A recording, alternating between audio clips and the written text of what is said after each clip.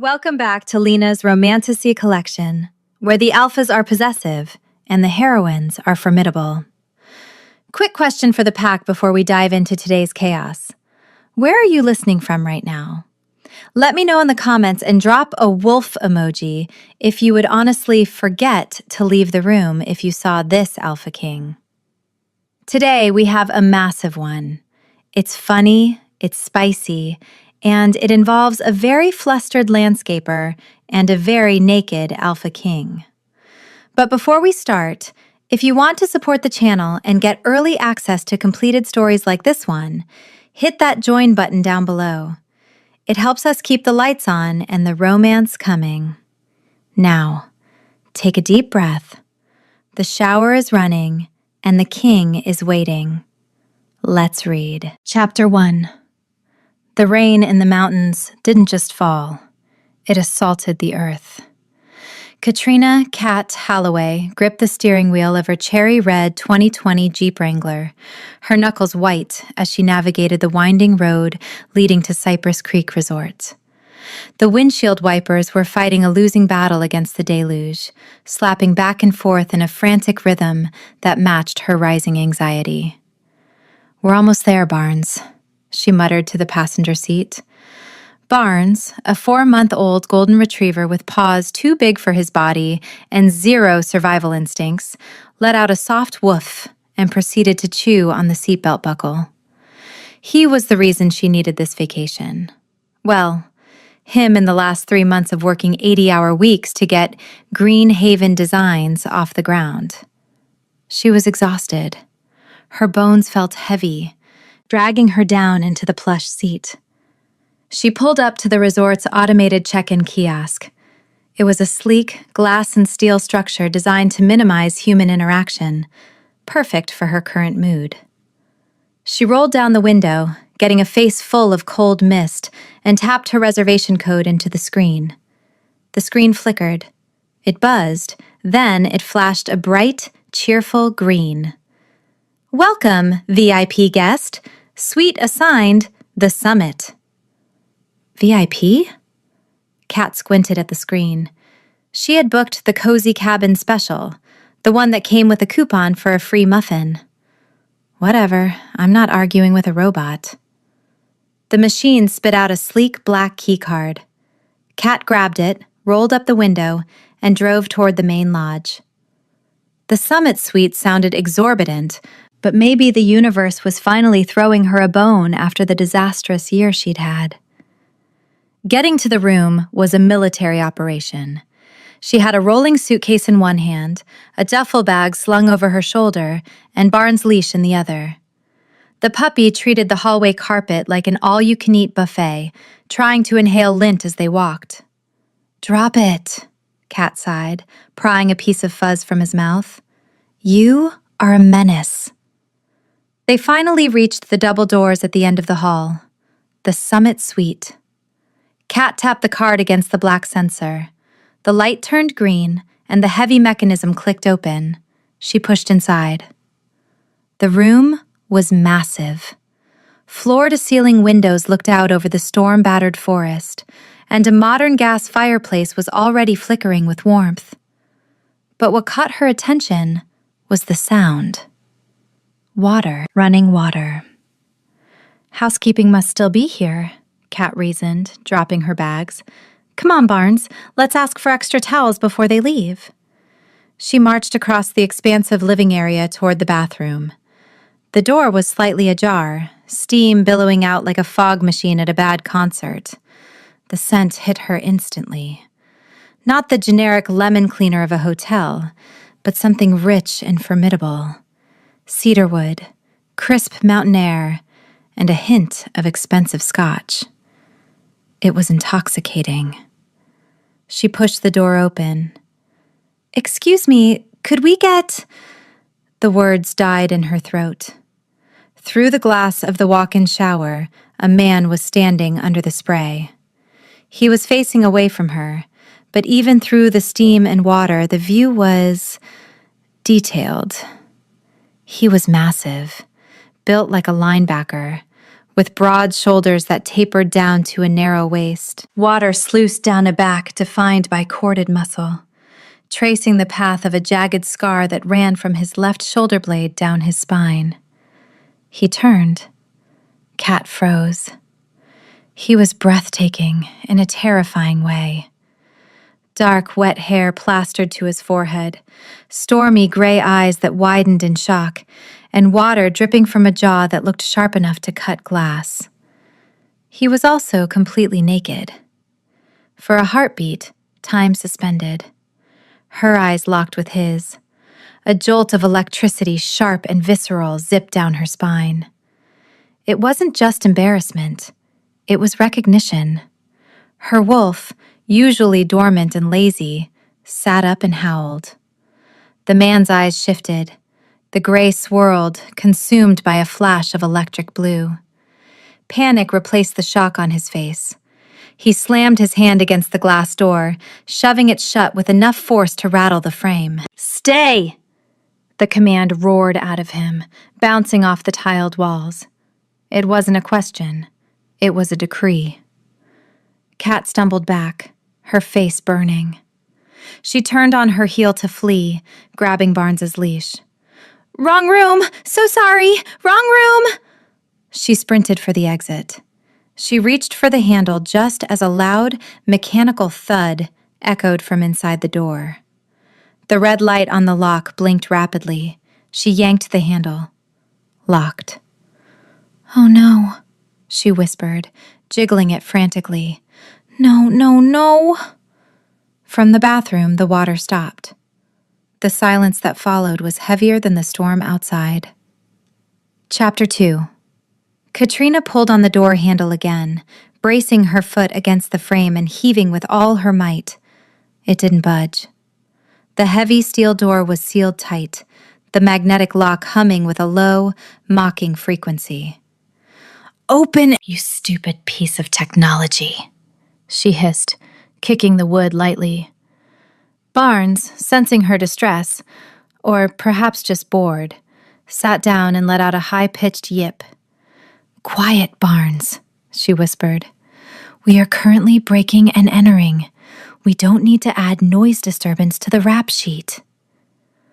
Behind her, the bathroom door opened. Kat froze. She took a deep breath, straightened her spine, and turned around.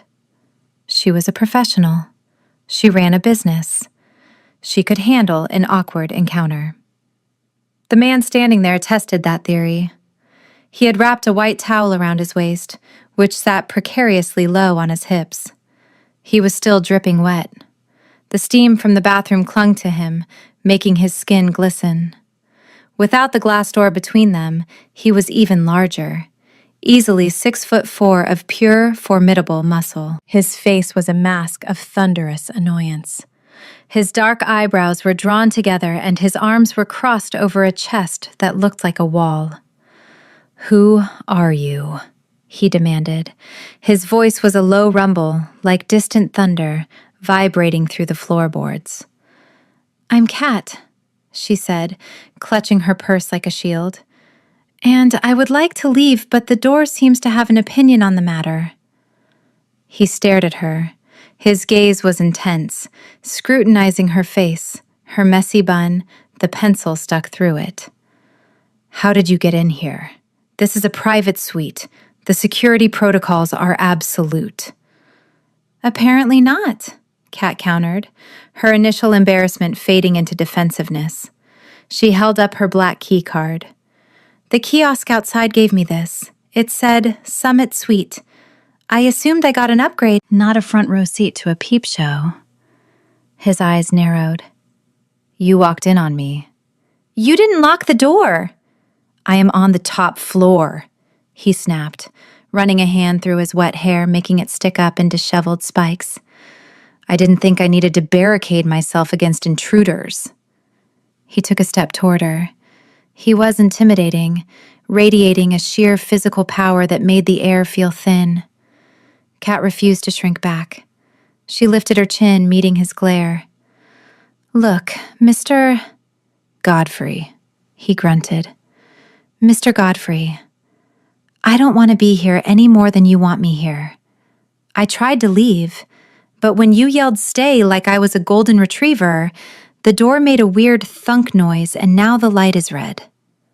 Mr. Godfrey, Gerald, though she didn't know his first name yet, paused. He looked at the door. He walked past her, his bare shoulder brushing her arm. A spark of static jumped between them, hot and startling. He flinched, but she stood her ground. He grabbed the handle and gave it a violent shake. It held fast. "Security lockdown," he muttered, a vein in his temple throbbing. "The voice activation system. It interpreted my command as a threat containment protocol."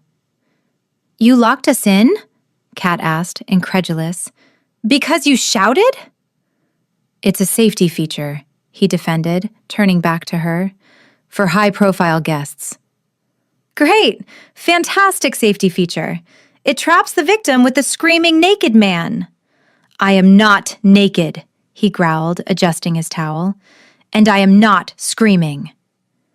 Suddenly, Barnes decided the tension was boring. He waddled over to the towering alpha, sniffed his bare foot, and with a happy wag of his tail, clamped his puppy teeth onto Gerald's ankle. Gerald froze. He looked down. "Is that a dog?" "That is Barnes," Kat sighed, rushing forward to scoop up the puppy. "Barnes, no! We do not eat the angry man!" Gerald looked at the puppy, then at Kat. The stormy look in his eyes faltered for a second, replaced by something bordering on bewilderment. "He bit me." "He gummed you," Kat corrected, wrestling the squirming golden fluff ball into her arms. "He's teething. He thinks you're a chew toy." Gerald stared at her. His ears, she noticed with a sudden fascination, were turning a bright, vibrant shade of red. It was such a human reaction for a man who looked like he could bench press her Jeep. "We are trapped," Gerald stated, his voice stiff. "With a dog." "Puppy," Kat corrected again. "And yes, until you can undo your safety feature, it looks like we're roommates." Chapter 3. 4 hours? Gerald barked into his cell phone. He was pacing the length of the living room, wearing a pair of gray sweatpants he had retrieved from his luggage. "That is unacceptable. Reset the system remotely." Kat sat on one of the plush armchairs, Barnes sleeping in her lap. She watched Gerald pace. He was like a caged tiger, restless, agitated, and radiating stress. "I understand the storm knocked out the main server," Gerald said, pinching the bridge of his nose. "Just fix it. And do not send anyone up until the magnetic seal is disengaged. I don't want a team drilling through the door." He hung up and tossed the phone onto the sofa. He let out a long, ragged sigh and ran his hands over his face. 4 hours, he muttered to the ceiling. "I have a conference call in Tokyo in 2 hours. I have reports to review." "You're going to give yourself an ulcer," Kat said softly. Gerald whipped around, looking at her as if surprised she was still there. "Excuse me?" "You," Kat pointed a finger at him.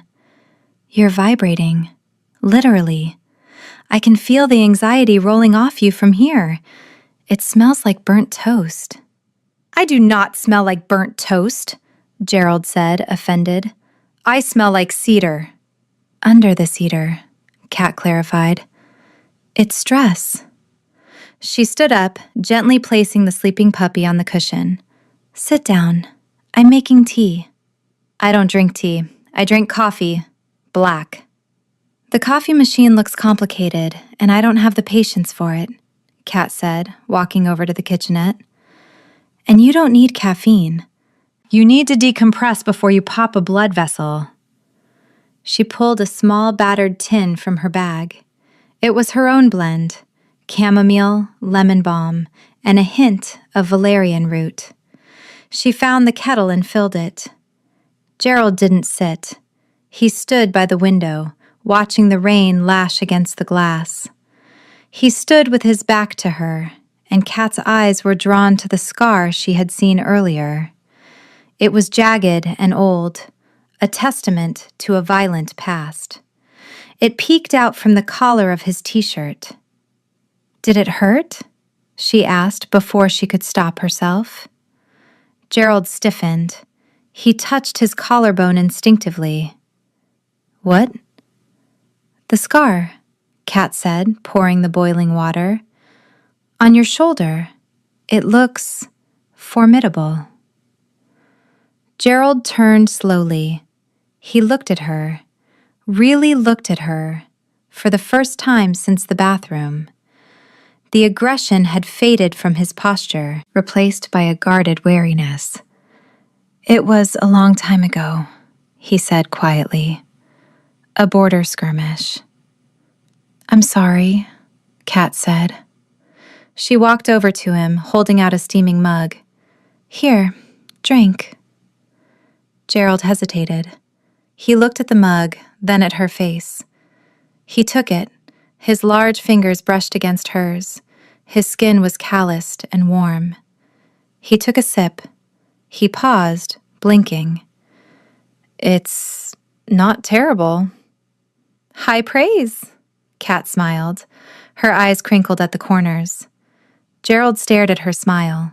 He felt that strange paralysis grip his throat again, the same shyness that hit him when he realized he was naked. Up close, her scent was overwhelming. Wildflower honey and sage. It was warm, earthy, and sweet without being cloying. It wrapped around his senses, settling the wolf inside him that had been pacing for years. "Your eyes," Gerald blurted out. Kat blinked. "What about them?" "They are—" Gerald stopped. He felt the heat rushing up his neck again. Hazel. Gold flecks. Like autumn light. He couldn't say that. It sounded ridiculous. "They are very observant," he finished lamely, taking a large gulp of scalding tea to hide his face. Kat laughed. It was a soft, throaty sound that did something complicated to his insides. "Observant," she repeated. "I'll take it. Better than nosy, which is what my Uncle Beau calls me." She walked back to the chair and sat down, curling her legs under her. "So, Mr. Godfrey, since we have 4 hours to kill, tell me, why is a man who smells like expensive scotch and stress hiding out in the mountains alone?" Chapter 4. Outside, the storm had intensified, turning the world beyond the glass into a gray blur. Inside, the only light came from the gas fireplace. Kat had flipped the switch on the wall 20 minutes ago, and the uniform row of flames cast a warm, steady glow across the room. Gerald sat on the sofa, nursing his second cup of tea. He looked less like a corporate titan now, and more like a man who had just survived a shipwreck. "It's not just the business," Gerald said, his voice low. The silence of the room, broken only by the rain and Barnes's soft snoring, invited confessions. "It's the expectation. Every decision I make affects thousands of people. If I slip, if I show weakness..." He trailed off, staring at the controlled flames. "It's like carrying a boulder," Kat supplied softly. "Right on your shoulders. You can't put it down because if you do, it rolls back and crushes everyone behind you." Gerald looked at her, startled. That was exactly it. He was used to people telling him how lucky he was, how powerful. No one ever acknowledged the crushing weight of it. "Yes," he said, "exactly like a boulder." "My ex was an alpha," Kat said, tracing the rim of her mug. He loved the idea of power. He didn't understand the responsibility of it. He thought leading meant barking orders and looking good in a suit. He didn't know it meant being the first one to bleed. Gerald felt a sudden sharp spike of jealousy at the mention of her ex. His wolf growled low in his chest, a sound he barely suppressed. "He sounds like a fool," Gerald grunted. "He was," Kat agreed. "But he taught me what I don't want. I don't want a statue. I don't want someone who thinks he has to be made of granite to be strong." She looked at Gerald. The firelight caught the gold in her hazel eyes, making them glow. "You know, it's okay to put the boulder down for 5 minutes. The mountain isn't going anywhere." Gerald felt a lump form in his throat. He wanted to tell her that with her sitting there, smelling like sage and honey, the boulder felt lighter than it had in a decade. He wanted to reach out and touch the loose strand of hair falling near her cheek. But he couldn't. He was the king. She was a stranger who had walked into the wrong room. He shifted his leg. A soft whine protested the movement. He looked down. Barnes had migrated from the armchair and was currently asleep across Gerald's feet. The puppy was sprawled on his back, paws in the air, snoring softly. "I am trapped," Gerald whispered. Kat smiled. "The puppy trap. It's legally binding. You can't move until he wakes up." "My foot is asleep," Gerald complained, though he didn't make a single move to dislodge the dog. "Suffer in silence," Kat teased. "He's comfortable." Gerald looked at the puppy, then back at Kat. "You said you were lonely." Kat's smile faltered slightly. "Did I?" "Earlier, when you talked about your business. You said you work 80 hours a week because it's quiet at home." Kat looked down at her hands. "Yeah, well, it's hard to find someone who fits, isn't it? Someone who doesn't want you to be smaller so they can feel bigger." "You should not be smaller," Gerald said intensely. The words tumbled out before he could check them. You take up exactly the right amount of space." Kat looked up, her breath hitching. The air between them suddenly felt charged, thick with unspoken things. Gerald leaned forward slightly. The shyness was still there, turning his ears pink, but the pull of the mate bond was stronger. He wanted to know her. He wanted to keep her. "Kat," he started, his voice rough. Click, hiss. The magnetic lock on the front door disengaged with a loud pneumatic sound. The red light turned green. The moment shattered. The boulder crashed back down. Gerald flinched, pulling back.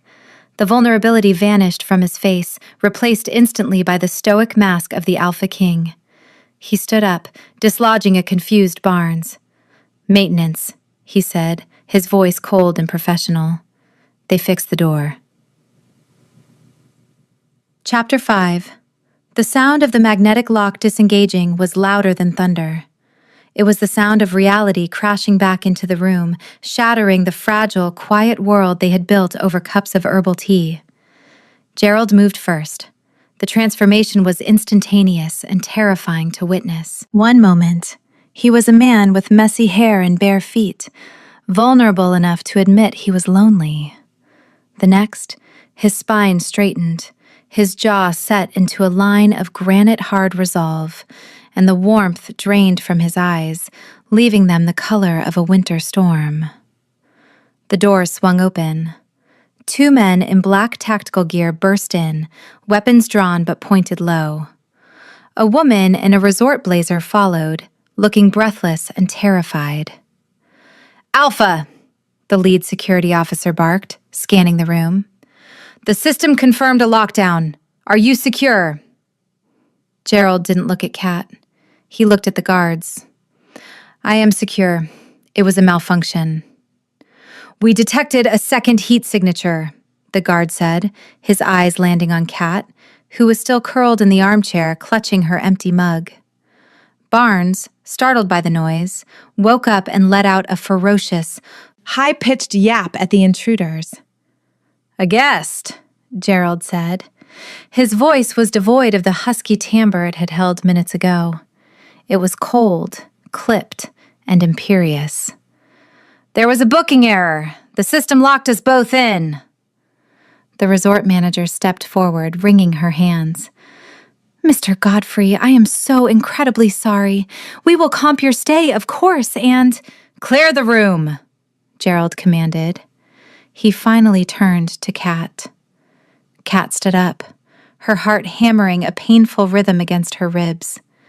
She waited for him to smile, to offer a reassuring glance, to acknowledge the heavy, electric tether that had snapped into place between them. He didn't. He looked at her as if she were a transaction he needed to close. My security team will escort you to the correct cabin, Gerald said stiffly.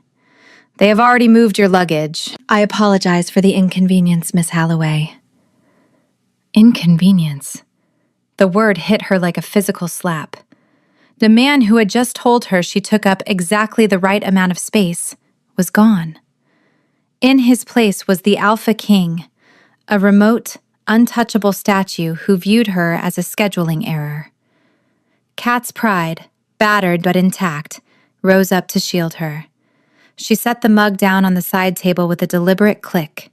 She picked up Barnes, who was trying to chew the security guard's boot, and hitched her purse over her shoulder. No need for an escort, Kat said, her voice steady despite the wobble in her knees. I know the way out. And for the record, Mr. Godfrey? The tea helps with the stress, but only if you actually let yourself swallow it. She turned and walked out.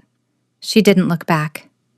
If she had, she might have seen Gerald take a step forward, his hand twitching at his side, before his jaw clenched tight enough to snap bone. 10 minutes later, Kat was in the driver's seat of her cherry-red Jeep Wrangler. She threw her bags in the back, ignored the cozy cabin keycard the manager had pressed into her hand, and started the engine. We're going home, Barnes, she whispered, blinking back hot tears. Vacation is canceled. High above, in the summit suite, Gerald stood at the floor-to-ceiling window. He watched the red taillights of the Jeep fade into the storm. His wolf slammed against the inside of his ribs, howling a mournful, enraged sound that echoed in his skull. He looked down at his hand. It was shaking. The room still smelled of wildflower honey and sage, a scent that was rapidly fading, leaving him alone with the cold, sterile smell of rain and his own exorbitant power. Chapter 6. 1 week later. The air in the Greenhaven Designs office smelled like potting soil and blueberry muffins. Kat sat on the floor of her small studio, surrounded by sketches of retaining walls and drought-resistant shrubbery. She was aggressively erasing a pencil line on a blueprint. It's fine, she told the fern in the corner. I'm fine. We're all fine.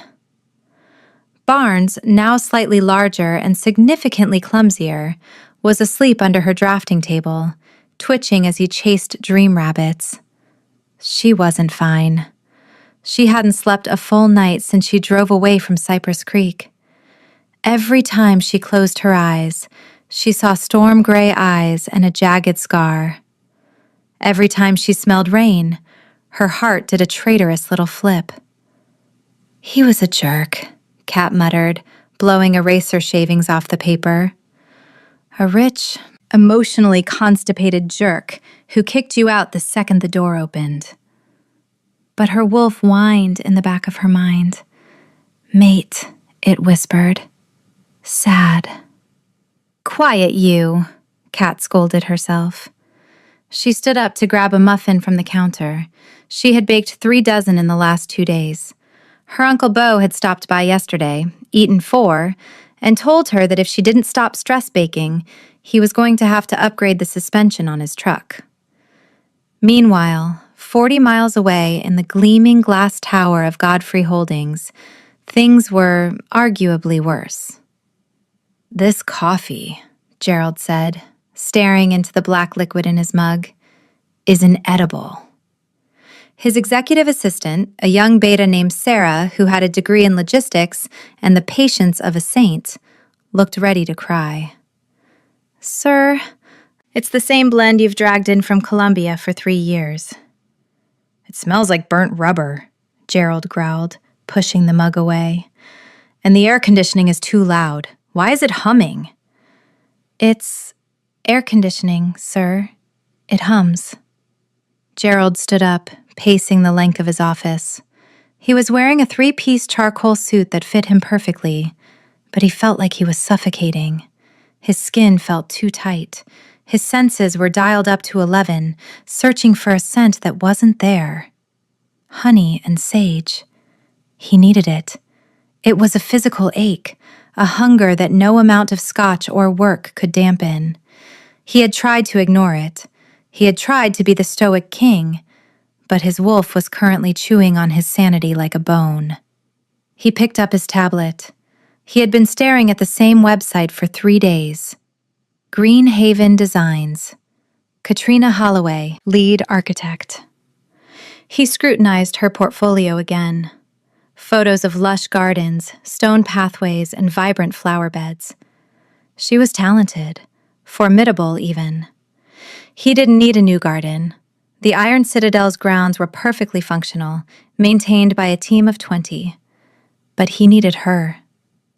Sarah, Gerald said, his voice dropping to a rough rumble. Yes, Alpha?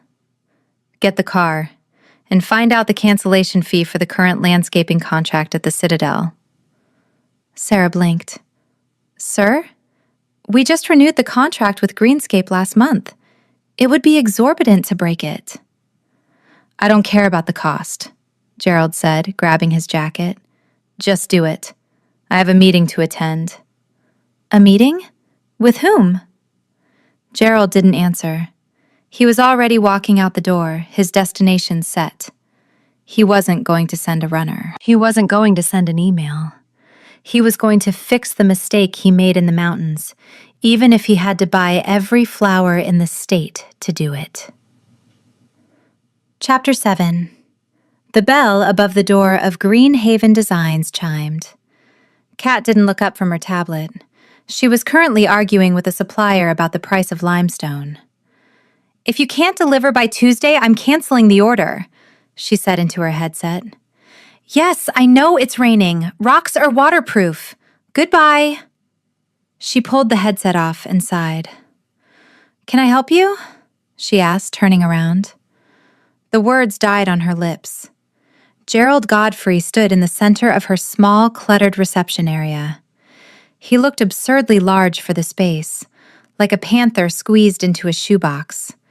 His charcoal suit was impeccable, his hair was tamed, and he looked absolutely terrified. Kat stood up slowly.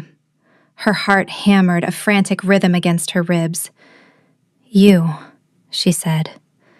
Ms. Holloway, Gerald said. His voice was stiff, formal. He held his hands clasped behind his back. Mr. Godfrey, Kat replied, crossing her arms over her denim overalls. To what do I owe the pleasure? Did I accidentally book a room in your office building this time? Gerald flinched slightly. His ears turned a faint shade of pink. I am here on business, he stated. I have a project, a renovation of the royal gardens at the Iron Citadel. Kat raised an eyebrow. You have a royal landscaping team. I've seen their trucks. They're very efficient. They are boring, Gerald said quickly. The gardens are sterile.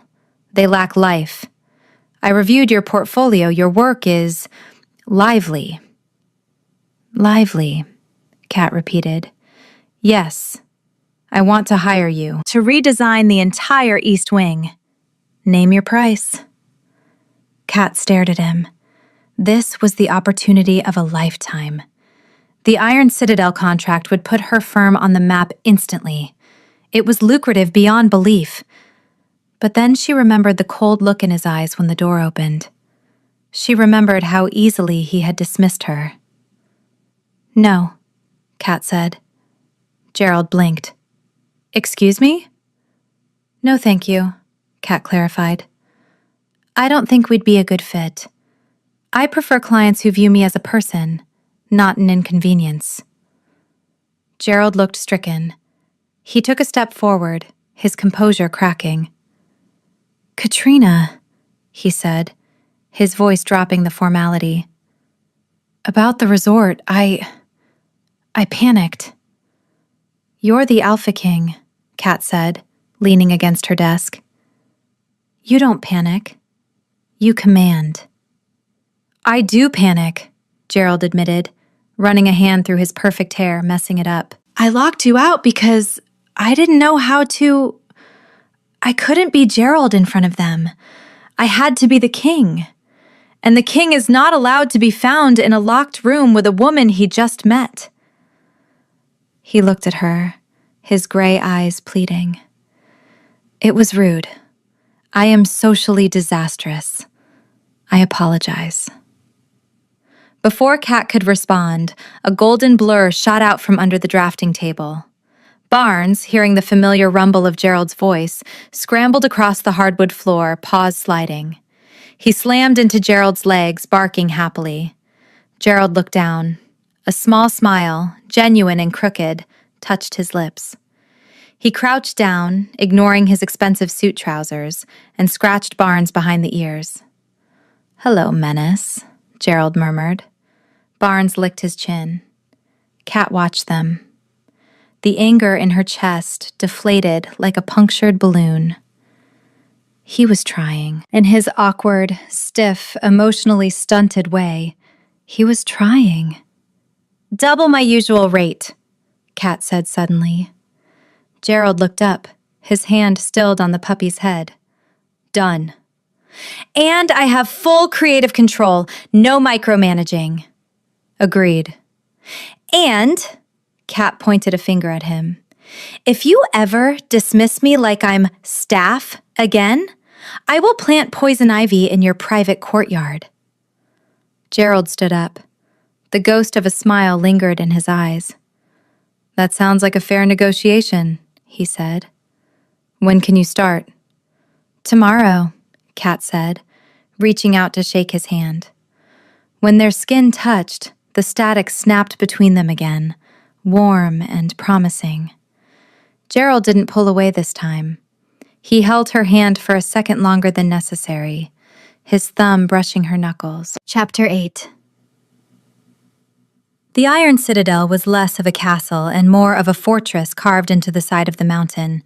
It was impressive, imposing, and, as Gerald had noted, completely devoid of joy. Kat stood in the center of the East Garden, hands on her hips. She was wearing her work uniform, sturdy boots, overalls stained with phantom dirt from previous jobs, and a flannel shirt tied around her waist. Barnes was currently investigating a very confused peacock near the fountain. "It's awful," Kat declared. The head groundskeeper, a beta named Marcus who looked like he starched his underwear, sniffed disdainfully. "This design has been in place for 50 years. It is symmetrical. It is orderly." "It's depressed," Kat corrected. "Look at those hedges. They look like boxes of despair. We're ripping them out." "You cannot simply—" "She can do whatever she wants," a deep voice rumbled from the terrace. Kat turned. Gerald was walking down the stone steps. He had discarded his suit jacket, his white dress shirt rolled up to the elbows, revealing the formidable muscles of his forearms. He was carrying a silver tray with a pitcher of lemonade and 2 glasses. The groundskeeper's jaw practically hit the pavement. "Alpha, what are you... Do you require assistance?" "No, Marcus," Gerald said, walking past him. "I am capable of carrying beverages." He stopped in front of Kat. He looked at the dirt smudge on her cheek, then at her eyes. His ears turned that telltale shade of pink. "It is hot," Gerald said, holding out the tray. "I thought you might be thirsty." Kat looked at the lemonade, then at the king of the Iron Ridge pack, acting like a waiter. A laugh bubbled up in her throat. "Did you make this?" she asked, taking a glass. "I instructed the kitchen staff," Gerald admitted, looking at his shoes. "But I poured it." "Thank you, Gerald," she said softly. She took a sip. It was tart and cold. "Is it acceptable?" he asked, looking anxious. "It's perfect." She smiled at him. It was a real smile, one that crinkled her eyes and made them flash gold. Gerald froze. He stared at her mouth, then her eyes. His brain seemed to short circuit. He opened his mouth to speak, but nothing came out. He just stood there, holding the silver tray, blushing furiously. Marcus, the groundskeeper, looked between them, his eyes widening as he realized exactly what was happening. The terrifying Alpha King wasn't checking on the project. He was checking on the girl. "So," Kat said, breaking the silence before Gerald spontaneously combusted, "I'm thinking wisteria for the trellis. Purple. It smells like magic. What do you think?" Gerald cleared his throat, forcing himself to function. "Wisteria," he repeated, the word sounding heavy and strange in his deep voice. "Yes, whatever you want, Kat. Just make it alive." "I will," she promised. Barnes, bored with the peacock, bounded over and shook himself dry after stepping in the fountain, spraying water all over Gerald's pristine trousers. Gerald didn't growl. He didn't yell. He just looked down at the wet dog and sighed. "I should have worn the waterproof boots," he muttered. Kat laughed, and for the first time in years, the stone walls of the Iron Citadel didn't feel quite so cold. Chapter 9. The sound coming from Kat's cherry-red Jeep Wrangler was not healthy. It sounded less like an engine and more like a coffee can full of marbles being shaken by an angry toddler. "It's just a rattle," Kat insisted, leaning against the hood of the vehicle parked in the massive circular driveway of the Iron Citadel. "It's a death rattle," Uncle Bo corrected, wiping grease from his hands onto a rag that had seen better decades. Bo Holloway was a man built like a vending machine, square, solid, and dispensing snacks, usually beef jerky, at random intervals. He wore a mechanic's jumpsuit that was permanently stained with oil and a baseball cap pulled low over eyes that had seen too many pack wars. He had arrived 20 minutes ago in his tow truck, ostensibly to check on his niece, but mostly to sniff out the territory. "Pop the hood," Bo commanded. "If you blew a gasket hauling rocks up this mountain, I'm taking your keys." Kat popped the hood. "I haven't hauled rocks. I have a team for that now. I'm the lead architect, remember?" "You're a Holloway," Bo grunted, leaning into the engine block. "We haul things. It's genetic." While Bo tinkered, muttering curses at modern fuel injection systems, the massive oak front doors of the Citadel opened. Gerald stepped out. He had abandoned the waiter look from yesterday and was back in full Alpha King regalia, a tailored black suit that cost more than Kat's entire college tuition, a crisp white shirt, and a tie knotted with mathematical precision. He stopped at the top of the stairs, his stormy gray eyes locking onto the scene. The battered tow truck, the red Jeep with its hood up, and the large man currently halfway inside the engine bay. Gerald descended the stairs, his movement fluid and predatory. Kat felt her pulse spike, a traitorous reaction she was trying desperately to control. "Is there a problem with the vehicle?" Gerald asked, his voice a low rumble that vibrated in Kat's chest. Bo didn't pull his head out. "Yeah, it's got a loose heat shield. Probably rattled loose from these cobblestones. Who puts cobblestones on a mountain road? It's decorative, not functional." Gerald stiffened. He wasn't used to being ignored, let alone criticized for his driveway paving choices. "The cobblestones are historic," he stated stiffly. Bo finally pulled his head out of the engine. He straightened up, wiping his hands. He looked at Gerald.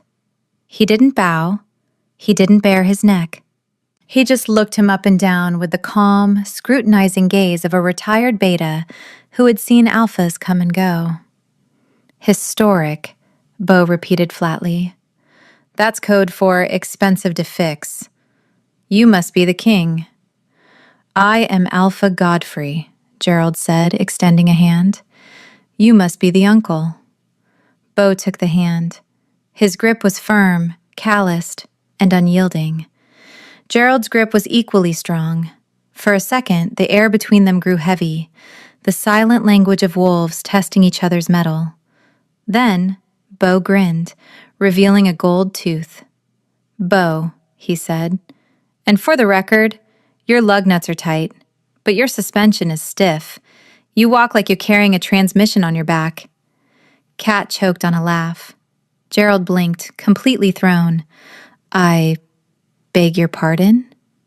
"Relax, Your Highness," Bo said, clapping Gerald on the shoulder with a force that would have leveled a lesser man. "The kid says you're paying her double. That means you're either desperate or smart. I'm hoping for smart." Gerald looked at the grease stain now adorning the shoulder of his immaculate suit jacket. He looked at Bo's grinning face. Then, shockingly, the corner of his mouth twitched. "Desperate," Gerald admitted dryly. "Definitely desperate." "Honesty," Bo nodded approvingly. "I like that. Keep paying her on time and fix your driveway, and we won't have a problem. Now, if you'll excuse me, I need to tighten this shield before it falls off and kills a squirrel." As Bo dove back under the hood, Gerald turned to Kat. The tips of his ears were turning pink. "He is formidable," Gerald murmured. "He's a teddy bear," Kat whispered back, grinning. "Just don't touch his tools." Barnes, who had been sleeping in the back of the Jeep, woke up and barked. He scrambled over the seat, fell onto the driveway, and immediately peed on the tire of Gerald's armored SUV parked nearby. Gerald sighed, closing his eyes. "My tire." "He's marking his territory," Kat offered helpfully. "He is a menace," Gerald corrected, but he reached down to scratch the puppy anyway. Chapter 10. "I made a reservation at Le Chateau," Gerald said as they walked toward his SUV that evening. The sun was setting, casting long shadows across the newly mulched flower beds Kat had spent the day supervising. "They have a Michelin star and a dress code." Kat looked down at her attire. She had changed out of her overalls into a pair of dark jeans and a soft, deep indigo blouse, but her boots were still scuffed, and her hair was doing its usual chaotic dance. "Gerald, look at me. I look like I wrestled a shrubbery and lost. I am not going to a place that serves foam as an appetizer." Gerald stopped, his hand on the door of the massive matte black vehicle. "Then where do you wish to go?" "I desire to feed you. It is a business dinner." "Business dinner," Kat repeated, arching an eyebrow. "Is that what we're calling it?" Gerald's ears went red. "We will discuss topiaries." "Right, topiaries," Kat grinned. "Get in, I'm driving, and we are taking the Jeep." Gerald looked at the cherry-red Wrangler with extreme skepticism. "Is it safe? Your uncle mentioned a death rattle." "Bo fixed it. Get in, Your Highness. Live a little."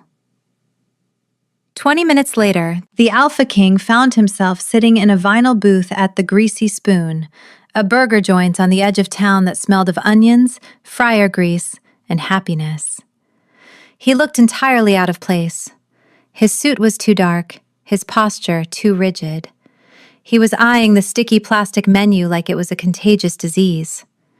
"Relax," Kat said, sliding a basket of onion rings toward him. "It's food, not a biological weapon." "It is extremely fried," Gerald observed. "That's the flavor," Kat said.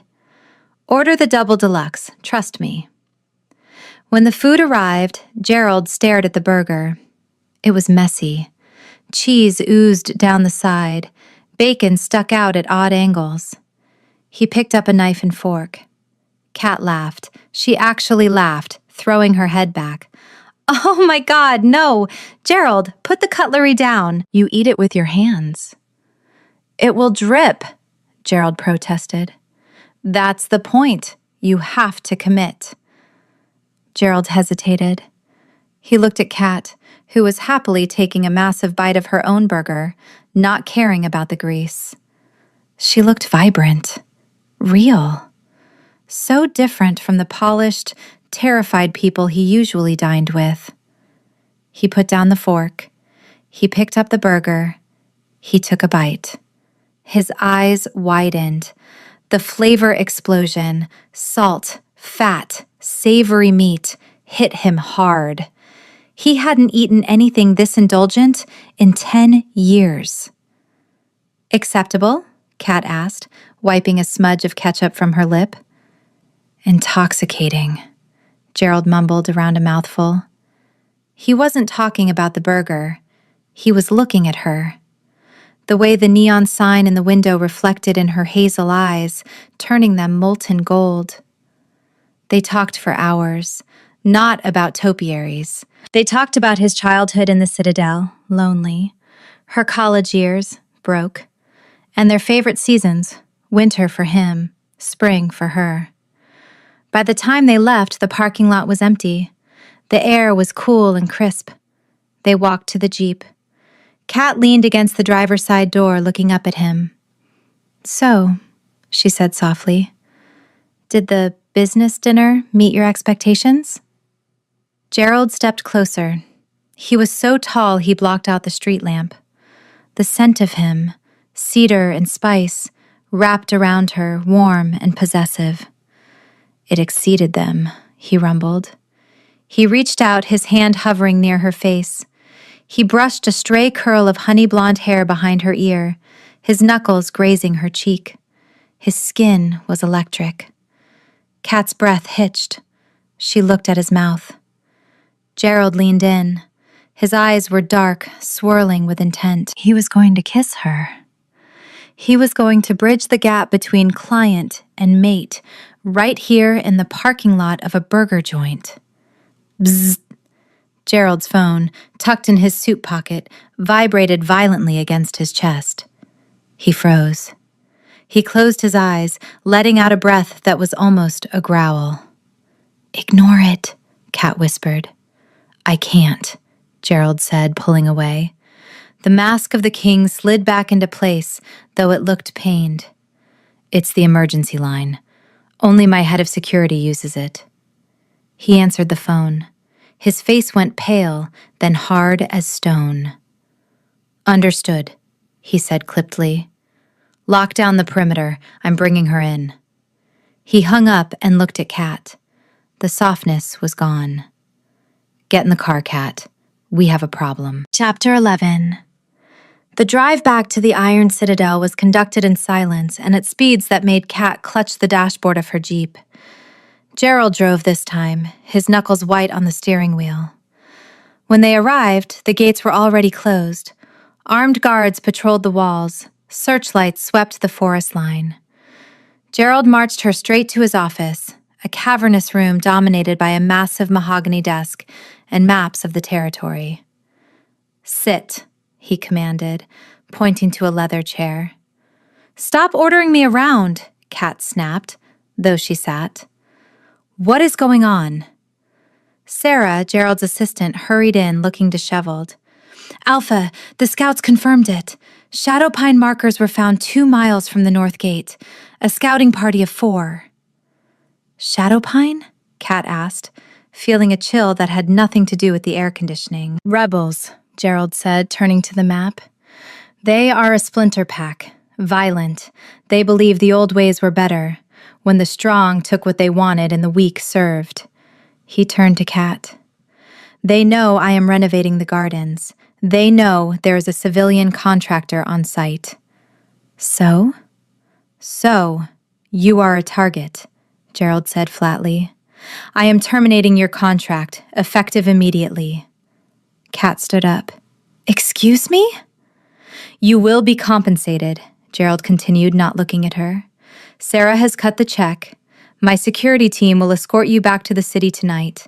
You will go home, lock your doors, and forget you ever came here." "You don't get to decide that," Cat argued, stepping into his space. "I'm not a piece of furniture you can just move around because it's inconvenient. I have a job to do." "It is not safe," Gerald roared, slamming his hand on the desk. The sound echoed like a gunshot. "They kill for sport, Cat. You are an Omega. You cannot fight them." "I can take care of myself." "Not against them." Gerald's eyes flashed electric blue. "I will not have your blood on my hands. I will not lose you." The slip was subtle, but they both heard it. Lose you, not lose the contractor. "Gerald," Cat said, her voice softening, "I'm not leaving. If they are out there, running away just makes me pray. I'm safer here, behind your walls." "The walls are not enough," Gerald ground out, turning away to stare out the window. "They have explosives. They have silver." "Then let me help," Cat insisted. "I know the terrain. I've been mapping it for weeks. I noticed a gap in the old drainage culvert near the east wall. If they're coming, that's where they'll—" Boom! The floor shook. The glass in the windows rattled violently. A siren began to wail, a high-pitched scream that tore through the night. Gerald spun around. Through the window, a plume of orange fire and black smoke was rising from the east garden, exactly where Cat had just mentioned. "The culvert," Gerald whispered. He looked at Cat. His face was a mask of terrifying resolve. "Stay here," he ordered. "Sarah, lock the door. Do not open it for anyone but me." "Gerald, wait!" Cat yelled. But he was already gone, sprinting out the door, shedding his suit jacket as he ran toward the fire. Chapter 12. The chaos in the East Garden was absolute. The explosion had shattered the stone fountain and set the dry box hedges ablaze. Smoke hung thick and acrid in the air, stinging the eyes. Gerald hit the stone terrace at a dead run. He didn't bother with the stairs. He vaulted over the railing, landing in the mud below. He ripped his white dress shirt open, buttons popping and scattering like hail. He didn't care. He needed the wolf. He pushed the change. It was agony. The familiar sound of popping joints and stretching sinew, like wet leather tearing. He fell to his hands and knees, his vision blurring red. And then he wasn't a man anymore. He was a beast. A massive, midnight black wolf with eyes of burning blue fire. He roared, a sound that shook the very stones of the citadel. 3 figures emerged from the smoke. They were in wolf form already, matted, gray-brown fur, scars visible on their flanks. Shadowpine. They circled him. They were smaller, but they were fast, and they worked as a pack. Gerald lunged. He caught the first wolf by the throat, throwing him into the burning hedge. The second wolf snapped at his leg, teeth sinking into his flank. Gerald snarled, spinning to snap at the attacker's spine. He was winning. He was the king. But he was distracted. His mind was back in the office, terrified that they would get past him and get to Cat. That distraction cost him. A fourth wolf, silent and unseen, dropped from the top of the perimeter wall. It was huge, a brute with mange-spotted fur. It landed behind Gerald, aiming for his exposed hamstring. Gerald turned, but he was too slow. He braced for the pain. It never came. A blur of cream and gold shot out from the shadows of the tool shed.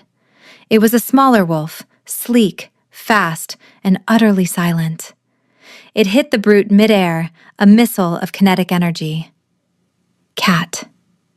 She had ignored his order. Of course she had. She had shifted, shredding her deep indigo blouse and jeans, and joined the fight. She didn't try to overpower the brute. She used her momentum. She tackled him, sinking her teeth into his foreleg, twisting with a sickening crunch. The brute yelped, collapsing. Gerald saw her. His world narrowed to a single point of focus. The cream wolf. His wolf. Fighting. Bleeding. Something inside him broke.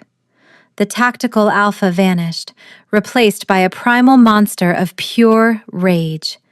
He let out a roar that wasn't just sound, it was a physical weapon. The remaining 2 rebels hesitated, their ears flattening in terror. Gerald didn't give them a chance to run. He tore through them. It wasn't a fight anymore. It was an execution.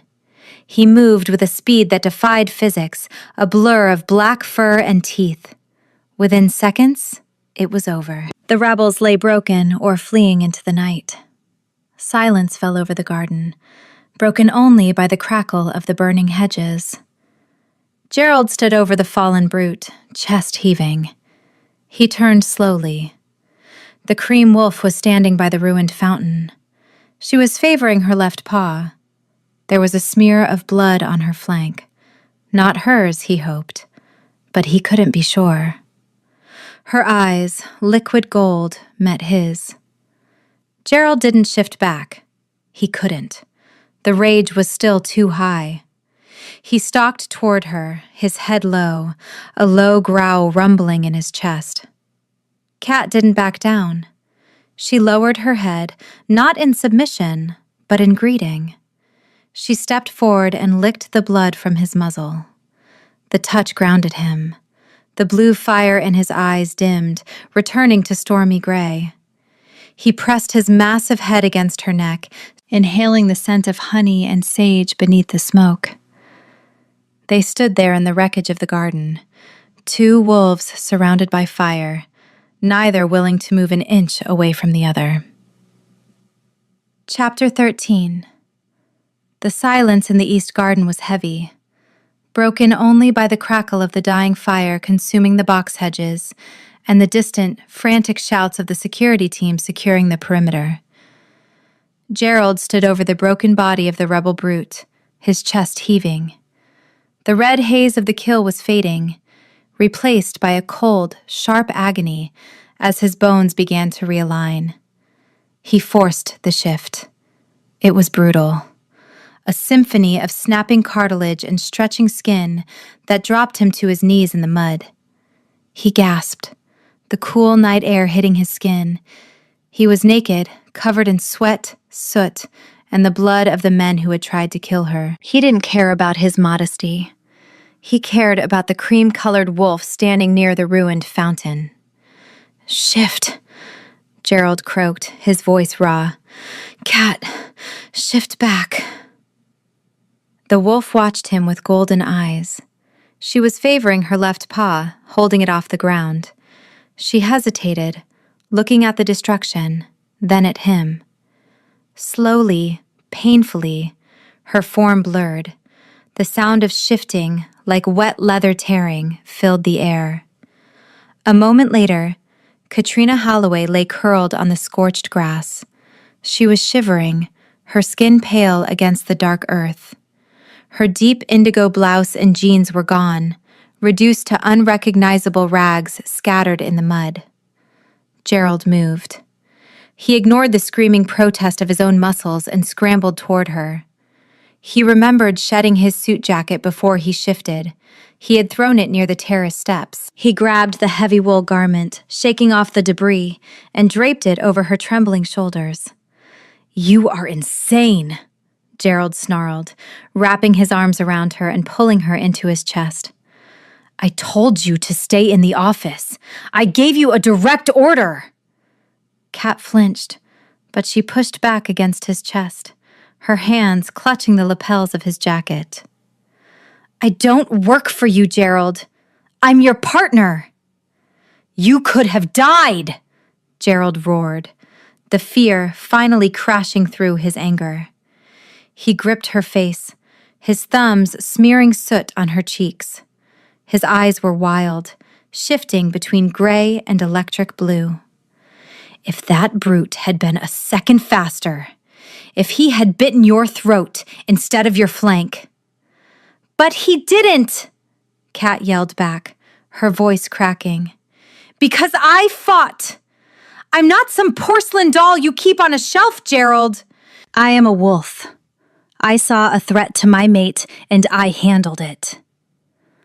The word hung in the smoky air. Mate. Gerald froze. He stared at her, his breath hitching. She looked fierce, battered, and magnificent.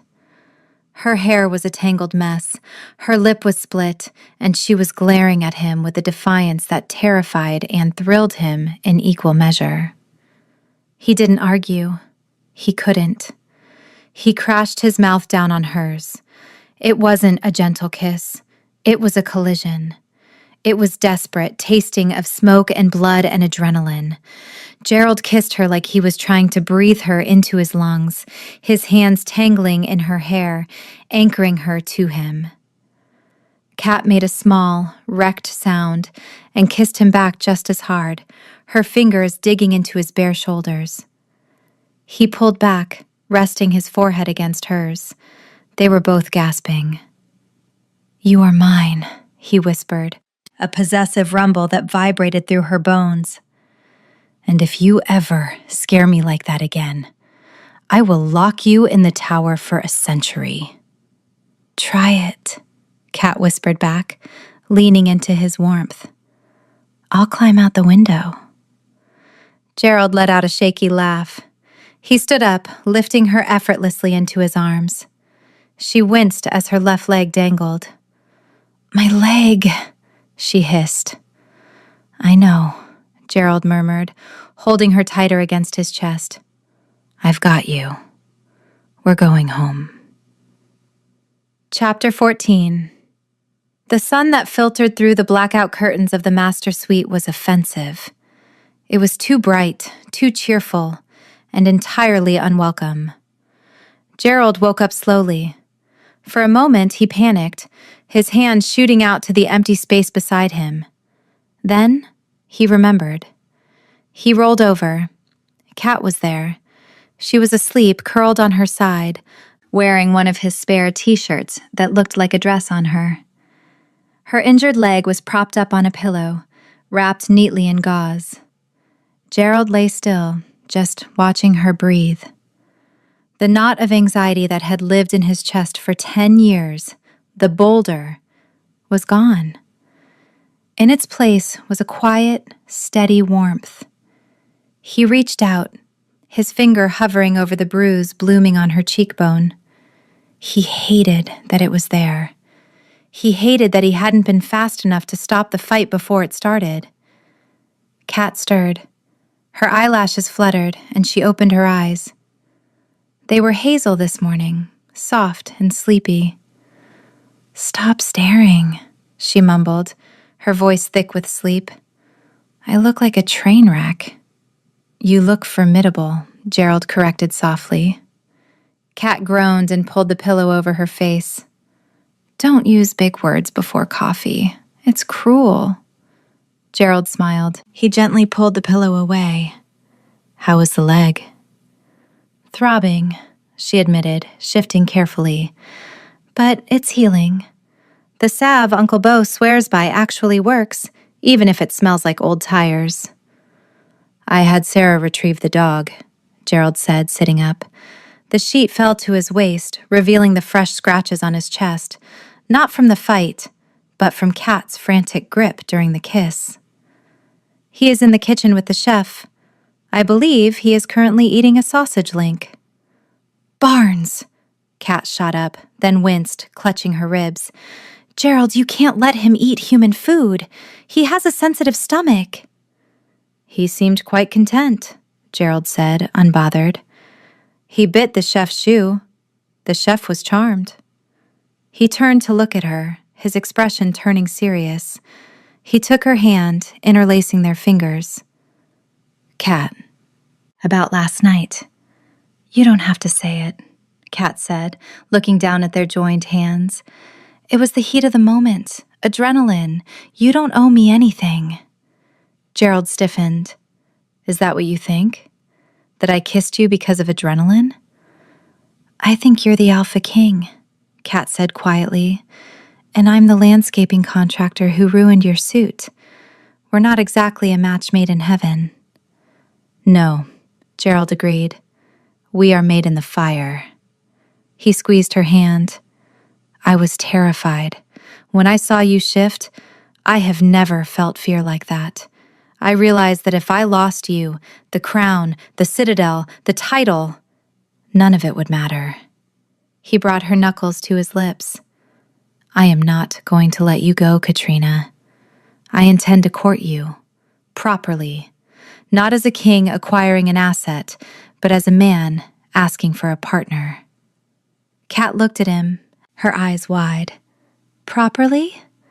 Yes, Gerald said firmly.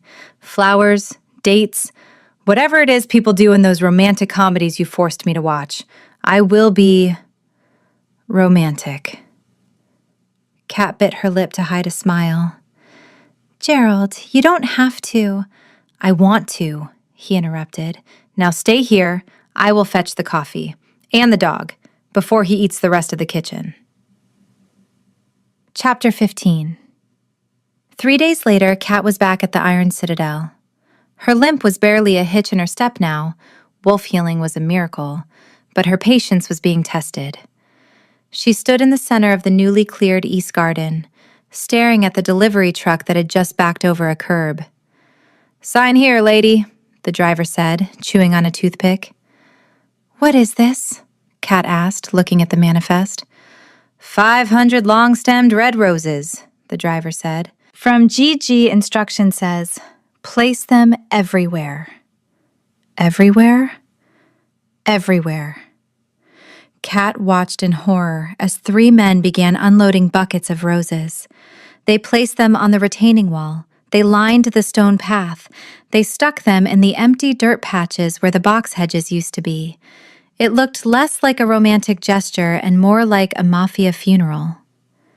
He is trying, Sarah, Gerald's assistant, said from behind her. Sarah looked exhausted but amused. He spent 2 hours debating the shade of red. He wanted blood of my enemies red, but the florist suggested passion crimson. It's a lot, Kat said, picking up a rose. It was beautiful, but excessive.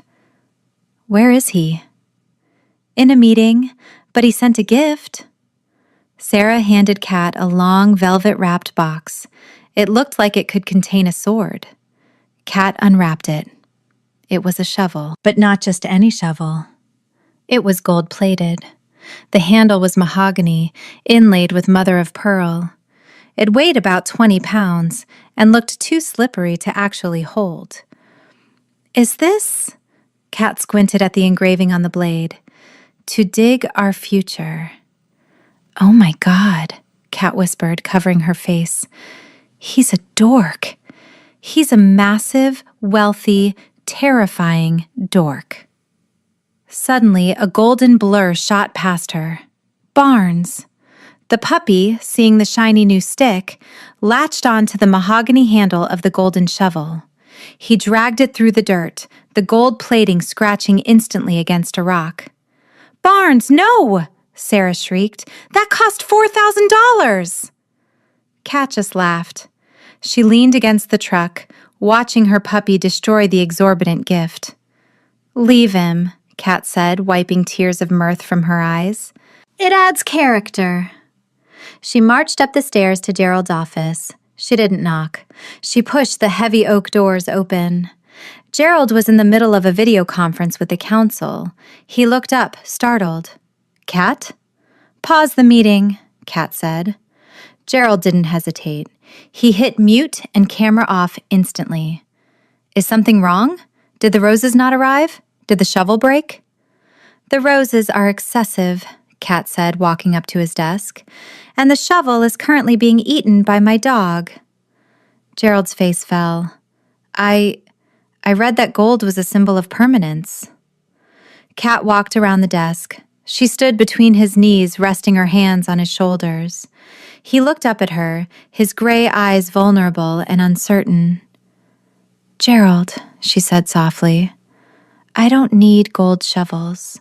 I have a perfectly good shovel in my Jeep, and I don't need 500 roses that are going to die in 3 days. Then what do you want? Gerald asked, his hands settling tentatively on her waist. I have resources. I can buy you. Stop buying, she commanded gently. I just want you. I want the guy who drank herbal tea with me in a locked room. She leaned down and kissed his forehead. And I want coffee. From the break room. The bad stuff. Brought to me by you. Gerald blinked. You want bad coffee? I want to see the king fetch me a drink, she teased.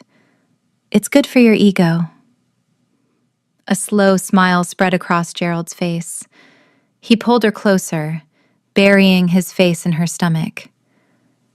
As you wish, he mumbled against her flannel shirt. But I'm still keeping the receipt for the shovel. Chapter 16. The peace of the last few days was fragile, and they both knew it. The Shadow Pine attack hadn't just been a raid. It was a probe, a test of defenses. Gerald stood by the window of his office, looking down at the garden where Kat was directing the planting of the wisteria. She looked small from this height, but he knew better. She was iron, wrapped in velvet.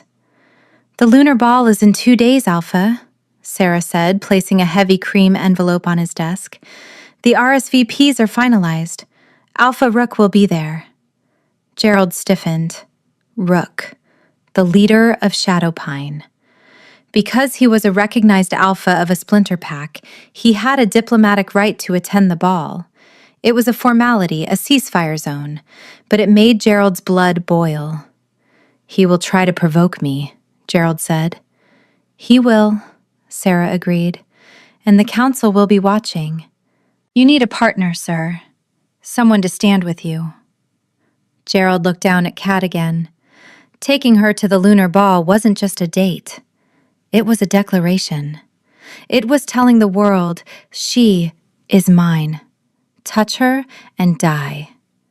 It would put a target on her back. But after the garden attack, the target was already there. The only way to protect her was to claim her publicly, to put her under the full protection of the Iron Ridge Pack. He walked out of the office and down to the garden. Kat was covered in dirt, wrestling a root ball into a hole. You have people for that, Gerald said, handing her a bottle of water. They're digging the trench, Kat said, wiping her forehead with a muddy glove. I like the planting part. It's grounding. Kat, Gerald said, his voice serious. I need to ask you something. She stopped, sensing the shift in his mood. She stood up, dusting off her knees. What is it? Is it the rebels? No. Well, yes. It's the lunar ball. Kat froze. The big political gala? The one where everyone wears silk and judges each other? Yes. I want you to come. With me. Kat looked down. Gerald, I don't fit in there. My ex, he used to take me to these things. He'd make me wear dresses I couldn't breathe in and tell me not to speak unless spoken to. I was just an accessory. I am not him, Gerald said fiercely. He stepped closer, ignoring the mud on her clothes, and took her hands. I don't want an accessory. I want a partner. Rook will be there. The council will be there. I need you standing next to me, not behind me. I need them to see that I am not alone anymore. He squeezed her fingers. But if you say no, I will go alone. I will never force you. Kat looked at him. She saw the fear in his eyes, not fear of the politics, but fear of her rejection. She saw the man who had bought her a ridiculous gold shovel because he didn't know how to say I love you. She took a deep breath. She thought of her ex and how small he made her feel. Then she looked at Gerald, who made her feel like she could fight a wolf and win. Okay, she said. I'll go. Gerald exhaled, a sound of pure relief. Thank you. But, Kat warned, pointing a muddy finger at his chest, I am picking my own dress, and if anyone talks down to me, I'm not staying silent. I would expect nothing less, Gerald grinned, a sharp, dangerous expression. In fact, I'm counting on it. Chapter 17. Kat sat on the floor of her small living room, surrounded by a sea of shimmering copper silk. Barnes was asleep on the sofa, his head resting dangerously close to a container of sewing pins, snoring with the rhythmic consistency of a small chainsaw. Hold still, Kat muttered to the dress form she had dragged out of storage. She hated shopping, especially for formal wear. Her hips were curvy, her waist was narrow, and most store-bought gowns were designed for women who didn't spend their weekends hauling bags of mulch. So she did what she always did. She built it herself. She had found the fabric, a heavy, liquid silk in a deep burnished copper, at a vintage textile shop. It reminded her of autumn leaves and wet earth. She draped it, pinned it, and let the fabric dictate the shape. It was a one-shoulder design, structured but flowing, with a slit high enough to allow for movement, or shifting if necessary, though she prayed it wouldn't come to that. The doorbell rang. Barnes jolted awake, fell off the sofa with a thump, and barked at the door. "It's open!" Kat called out, her mouth full of pins. The door opened. Gerald stepped in. He filled the doorframe. He was wearing a tuxedo. Not just a suit, but a black, tailored tuxedo that fit his broad shoulders with exorbitant precision. His white shirt was crisp, his bow tie was straight, and he looked so devastatingly handsome that Kat nearly swallowed a pin. He stopped. He stared at her. Kat was currently wearing yoga pants and a t-shirt covered in thread snippets. Her hair was in a chaotic bun. "You are early," she accused, taking the pins out of her mouth. Gerald didn't answer. He was looking at the dress on the mannequin. Then he looked at Kat. His gray eyes went wide, and the tips of his ears turned a bright, vibrant crimson. "You made that?" he asked, his voice sounding a little strangled. "I'm an architect, Gerald. I understand structure. Do you like it?" Gerald cleared his throat. He tugged at his bow tie, looking suddenly very hot. "It is formidable. The color matches the flecks in your eyes." "Good answer," Kat smiled. "Give me 20 minutes. Sit. Don't touch the silk with your alpha hands. You probably have grease on them from the Jeep." "I washed my hands," Gerald protested, moving to sit on the armchair that Barnes wasn't occupying. "And I do not have grease. I have been scrubbing for an hour." 20 minutes later, Kat stepped out of her bedroom. The copper dress fit like a second skin. It hugged her curves without restricting them. She had left her hair down, cascading in honey blonde waves over one shoulder. She wore no jewelry except for a simple pair of gold studs. She walked into the living room. Gerald stood up. He knocked over the side table. A lamp wobbled, but he caught it with supernatural reflexes. He didn't say a word. He just stared. His jaw was slightly slack. The flush on his ears had spread to his neck. "Well?" Kat asked, doing a small spin. "Do I look like a politician's date?" Gerald walked toward her. He stopped a foot away, afraid to touch her. "No," he whispered, his voice rough with an emotion that made her knees weak. "You look like a queen." He reached out, his hand hovering over her waist. "May I?" "You better," Kat breathed. He touched her. His hand was warm and heavy on the silk. The static snapped between them, familiar and intoxicating. "We are going to be late," Gerald murmured, not moving. Let them wait, Kat said. Chapter 18. The Grand Hall of the Iron Citadel had been transformed. Thousands of white lights draped from the vaulted ceiling, casting a soft glow over the stone walls. The air smelled of expensive perfume, champagne, and the underlying musk of 300 wolves pretending to be civilized. Kat gripped Gerald's arm as they stood at the top of the grand staircase. "Breathe," Gerald whispered, covering her hand with his. "They are just people. Most of them are idiots." "Comforting," Kat muttered. The herald announced them. "His Majesty, Alpha King Gerald Godfrey, and his guest, Ms. Katrina Halloway." They descended. The silence in the room was absolute. Every eye was on them. On the king who had been a recluse for a decade. On the woman in the copper dress who walked with her head held high, despite the limp that was barely visible anymore. They reached the floor. The crowd parted. "Ignore them," Gerald murmured, guiding her toward the bar. "I need a drink. You need a drink. We all need drinks." "Well, well, look what the cat dragged in." Kat stiffened. She knew that voice.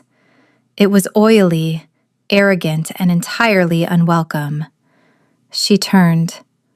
Alpha Burke stood there. He was tall, blonde, and wearing a white tuxedo jacket that made him look like a waiter at a bad resort. "Hello, Burke," Kat said, her voice icy. Burke looked her up and down, his gaze lingering on the slit of her dress. "You clean up nice, kitty. I see you finally found someone to foot the bill. Did you make that dress yourself? It looks crafty." Gerald stopped. He turned slowly. The temperature in the room seemed to drop 10 degrees. "Alpha Burke," Gerald said. His voice was low, polite, and absolutely terrifying. "Your Majesty," Burke bowed, smirking. "I was just catching up with my ex. I didn't realize you were into fixer-uppers. Kat's a sweet girl, but she's a bit rough around the edges for a throne room, don't you think? She's more suited to a garden shed." Kat opened her mouth to eviscerate him, but Gerald stepped forward. He didn't growl. He didn't shout. He just loomed. "Rough around the edges?" Gerald repeated, tilting his head. "Interesting observation." He stepped closer, forcing Burke to take a stumbling step back. "This woman," Gerald said, his voice carrying over the silent crowd, single-handedly redesigned the East Wing. She runs a successful company. She is an artist. And 3 days ago, she fought a shadow pine brute to protect my life." Gasps rippled through the room. Gerald's eyes flashed electric blue. "She is not a fixer-upper, Burke. She is a warrior, and the only thing rough about her is her taste in past partners, a mistake she has clearly corrected." Burke turned pale. He looked around, realizing everyone was staring at him with pity or disdain. I meant no offense," Burke stammered. "Go," Gerald commanded softly. "Before I forget, this is a peace summit." Burke fled. Gerald turned to Kat. The anger vanished from his eyes, replaced by a shy anxiety. "Was that too much?" Kat looked at him. She reached up and fixed his bow tie. "It was perfect," she whispered. "My hero." Suddenly, the massive oak doors at the far end of the hall slammed open. The music stopped. A group of 6 wolves walked in. They weren't wearing tuxedos.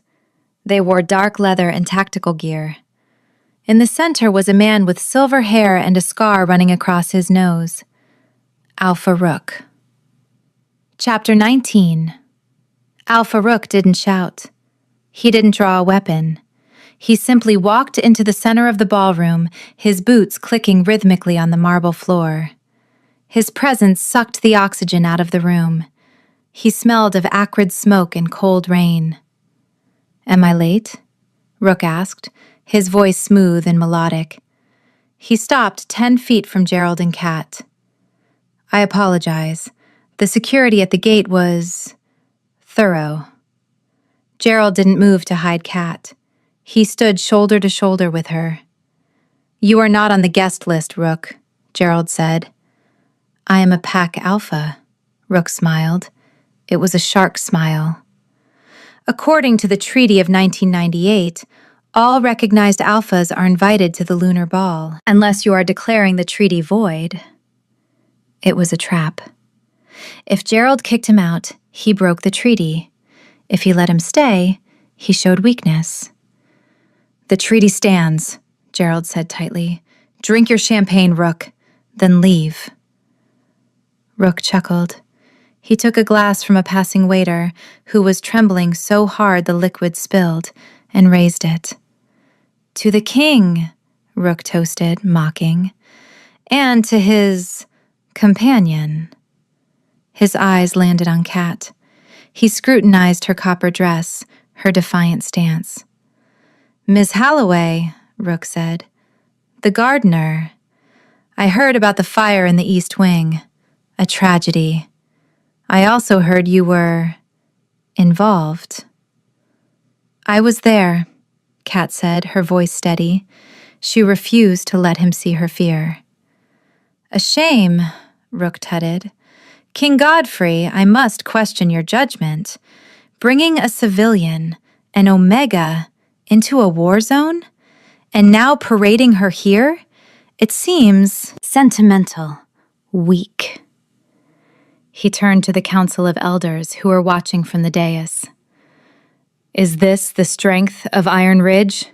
Rook asked loudly. A king who hides behind the skirts of a landscaper? A king who cannot protect his own borders without help from a girl who plants flowers. The room murmured. The doubt was palpable.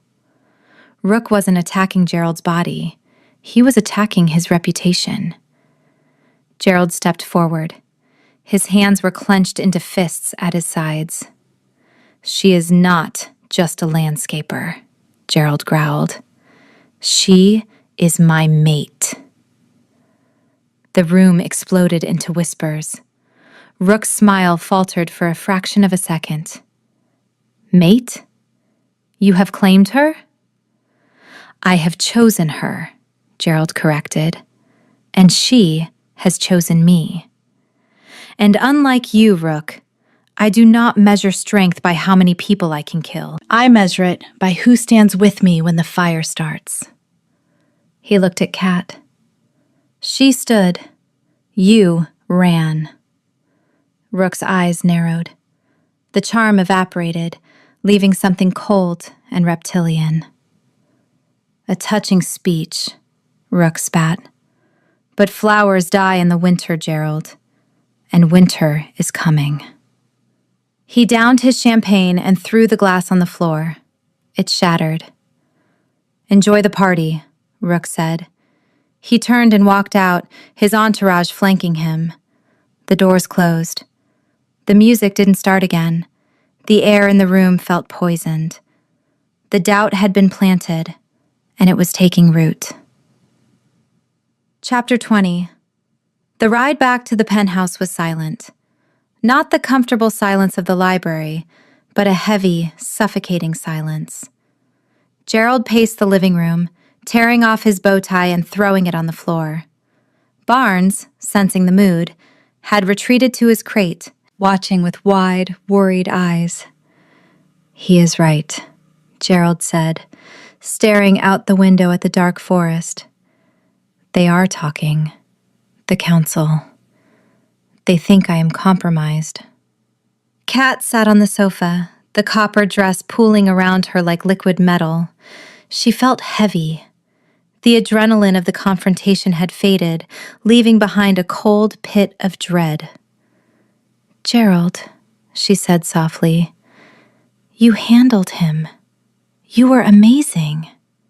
I was defensive, Gerald spun around. I exposed you. I announced you were my mate to a room full of vipers. Now, Rook knows exactly where to strike to hurt me. He ran a hand through his hair. I should have sent you away. I should have terminated the contract the day the fire happened. Don't say that, Kat whispered. It is the truth, Gerald shouted. He stopped, seeing the flinch on her face. He lowered his voice, but the intensity remained. Kat, look at you. You are an architect. You build things. I destroy them. Rook was right. I am dragging you into a war you didn't ask for. I chose this, Kat argued, standing up. I chose you. You chose a man, Gerald countered. Not a war, not a target on your back. He walked over to the minibar and poured a drink, his hands shaking. Maybe you should go back to the city, just for a while, until I deal with Rook. Kat froze. It felt like the air had been sucked out of the room. You're sending me away? I am protecting you. No, Kat said, her voice trembling. You're doing exactly what my ex did. You're deciding for me. You're pushing me out because you think I'm weak. I think you are precious, Gerald roared. And I cannot function if I am terrified you are going to die. Kat stared at him. She saw the love in his eyes, but she also saw the fear. The paralyzing, overwhelming fear that was driving him to push her away. She couldn't fight that. Not tonight. Fine, Kat said quietly. Gerald blinked. Fine? I have to check the nursery site tomorrow anyway, she lied. The new shipment of rhododendrons is arriving at the remote greenhouse on the North Ridge. I'll go there. I'll give you space to think. Kat, I don't want space, Gerald said, stepping toward her. I want safety. You can't have both, Gerald. Not with me.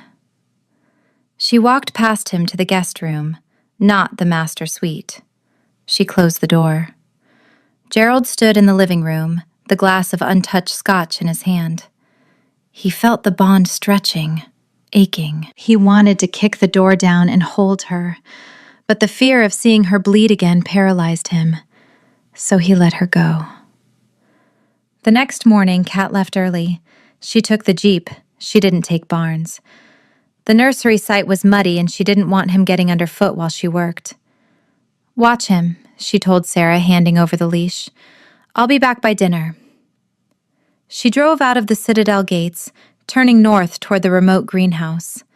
She didn't notice the black sedan pulling out of the tree line behind her. She was too busy crying. Chapter 21. The Northridge Nursery was less of a commercial facility and more of a glass skeleton clinging to the edge of a cliff. It had been abandoned by the previous owners years ago, leaving behind rows of shattered panes and overgrown rhododendrons that had turned feral in the mountain soil. Katrina parked her cherry-red Jeep Wrangler near the rusted gate. The silence here was absolute, broken only by the wind whistling through the skeletal metal beams of the main greenhouse. It was the perfect place to think, or, more accurately, the perfect place to cry without an audience. She wiped her eyes with the sleeve of her flannel shirt, angry at herself. Stupid, she muttered, grabbing her clipboard. He's a king. You're a landscaper. What did you expect?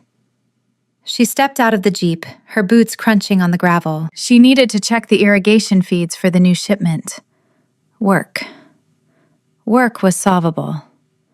Work didn't look at you with terrified gray eyes and tell you to leave for your own safety. She didn't hear the car approach. The wind masked the sound of the engine. She only realized she wasn't alone when the scent hit her. Acrid, stale cigarette smoke, and cheap musk. Kat spun around. A black sedan had parked directly behind her Jeep, blocking her in. 3 men were stepping out. They weren't wearing the tactical gear of the Shadowpine rebels. They were dressed in nondescript gray work clothes, but the way they moved, predatory, synchronized, screamed pack. "Can I help you?" Kat asked, her voice steady. She dropped her clipboard, her hand drifting to the heavy brass nozzle of the hose she had been inspecting. "Katrina Holloway," the leader said. He was a beta, thick-necked and smiling with too many teeth. "Alpha Rook sends his regards." Kat didn't wait for a speech. She threw the heavy brass nozzle. It struck the leader square in the forehead with a satisfying thud.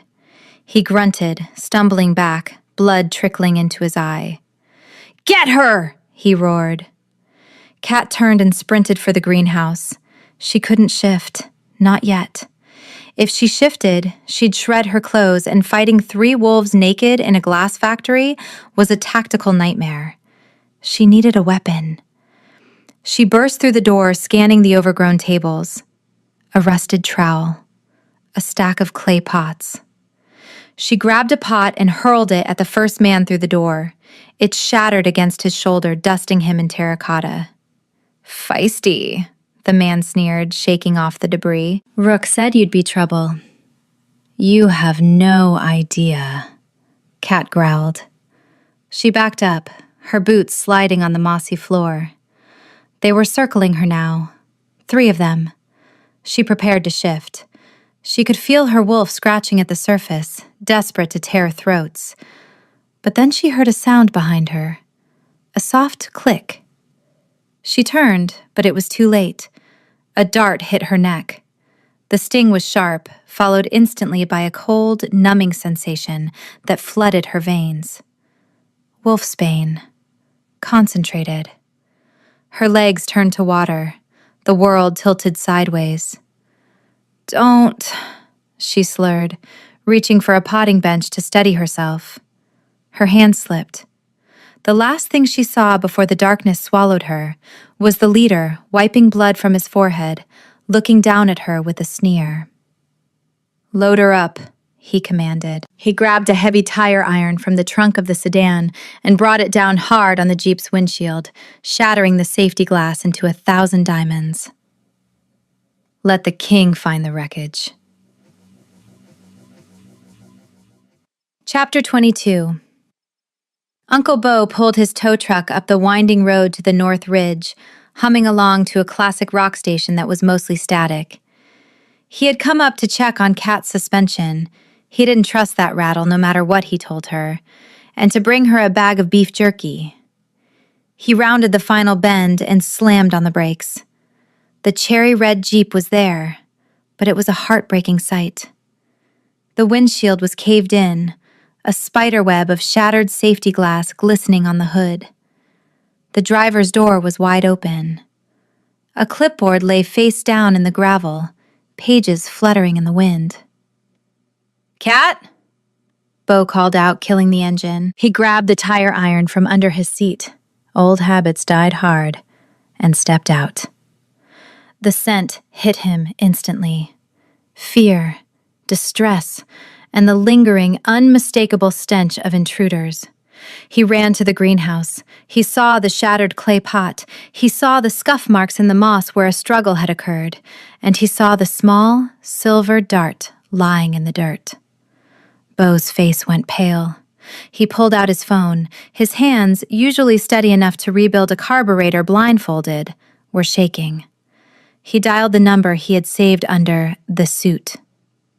At the Iron Citadel, Gerald was staring at the bottom of a glass of scotch he hadn't touched in an hour. The penthouse was silent. Barnes was downstairs with Sarah, likely destroying more office supplies. His phone buzzed. Uncle Bo. Gerald answered on the first ring. "Is she okay?" "They took her." Bo's voice was a rough croak. Gerald stood up so fast his chair flipped backward and crashed into the wall. "Who? Where?" "Nursery, Northridge. Found her Jeep, door open, signs of a struggle. I found a dart, Gerald. It smells like Bane. The world narrowed to a pinprick of red. The boulder on Gerald's shoulders didn't return. It exploded. Stay there, Gerald said. His voice wasn't human. It was the sound of tectonic plates shifting. Do not touch anything. I am coming. He didn't take the elevator. He didn't take the stairs. He sprinted to the balcony of the penthouse 40 stories up. He didn't think. He didn't calculate. He vaulted over the railing. Midair, he ripped the shirt from his body, buttons scattering into the void. The shift took him before he hit the ground, a brutal, bone-snapping transformation that turned a man into a monster. A massive black wolf landed on the lower terrace with a heavy thud, cracking the stone pavers. He didn't pause. He launched himself over the fortress wall, hitting the forest floor running. He didn't need a car. He didn't need a map. He had her scent. Underneath the smell of rain and pine, he could smell it. Faint, fading but undeniable. Wildflower honey, sage, terror. He ran. He moved faster than any vehicle could navigate the dense trees, a black shadow tearing through the underbrush. His mind was a loop of violent promises. If they touched her, if they hurt her. He let out a howl that silenced the entire forest. It wasn't a call for his pack. It was a warning to the universe. Mine. Chapter 23. Kat woke up with a headache that felt like someone was using an ice pick on her frontal lobe. She was sitting on a dirt floor. Her hands were tied behind her back with thick rope. The air smelled of mold, damp wood, and old oil. A basement. Or a shed. She's awake, a voice said. Kat opened her eyes. The 3 men from the nursery were playing cards at a rickety table a few feet away. Water, Kat croaked. No water, the leader said, not looking up. Rook wants you thirsty. Says it makes the negotiation easier. Kat tested the ropes. They were hemp. Thick, scratchy, but natural fiber. She closed her eyes, focusing on her jaw. She couldn't shift fully. The wolfsbane in her system made her wolf feel sluggish and drunk, but she could shift parts. She focused on her teeth. She felt them lengthen, sharpening into points. She twisted her wrists, bringing the rope to her mouth. She began to gnaw. It took 10 minutes. The men ignored her, confident in the sedative. Snap. The rope gave way. Kat kept her hands behind her back, feigning captivity. She scanned the room. To her left, leaning against the rotting wall, was a collection of rusted gardening tools. A rake, a pair of long-handled shears, a pitchfork. Ironic, she thought. Hey, she said loudly. The leader looked over. Shut up. I'm going to throw up, Kat lied. If I do, it's going to smell really bad in here, even worse than your cologne. The leader sighed, standing up. Fine, drag her to the bucket. He walked over. As he bent down to grab her arm, Kat moved. She brought her hands forward, revealing the severed rope. She punched him in the throat. He gagged, stumbling back. Kat rolled, scrambling to her feet. She grabbed the pitchfork. The other 2 men jumped up, knocking the table over. She's loose! No kidding, Kat yelled. She swung the pitchfork like a bow staff, the heavy tines catching the second man in the shoulder. He howled, clutching his arm. The leader recovered, pulling a knife. You little witch, he lunged. Kat didn't retreat. She sidestepped, using the handle of the pitchfork to sweep his legs. He hit the dirt hard. She spun around, pointing the sharp, rusted tines at his throat. Stay, she commanded, breathless. The third man hesitated. He looked at his fallen comrades, then at the small woman wielding a farm tool with terrifying proficiency. Suddenly, the wooden door at the top of the stairs exploded inward. Splinters rained down like confetti. A massive black wolf filled the doorway. It was snarling, saliva dripping from its jaws, eyes burning with blue fire. The wolf scanned the room, ready to slaughter everyone inside. It froze. It saw the two men groaning on the floor. It saw the leader pinned under a pitchfork, and it saw Kat, disheveled, bruised, but standing victorious. The wolf blinked. Kat looked up at the terrifying beast. She grinned, though her lip was trembling. "Took you long enough," she whispered. "I handled the weeding." Chapter 24. The black wolf shifted. The sound of cracking bone filled the small shed, and then Gerald stood there. He was naked, covered in forest debris, his chest heaving with exertion. He didn't care about the men on the floor. He only saw her. "Kat," he choked out. He crossed the room in 2 strides. He kicked the pitchfork away and pulled her into his arms. He was shaking. Violent, uncontrollable tremors racked his massive frame. He buried his face in her neck, inhaling deeply, checking, verifying. "I've got you," he rasped against her skin. "I've got you." "I'm okay," Kat whispered, her hands clutching his bare back. "They didn't hurt me, just the dart." Gerald pulled back, his hands framing her face. He scanned her frantically. He saw the bruise on her wrist from the rope. He saw the dirt in her hair. His eyes flashed blue. He looked down at the leader who was still wheezing on the floor. "Did you touch her?"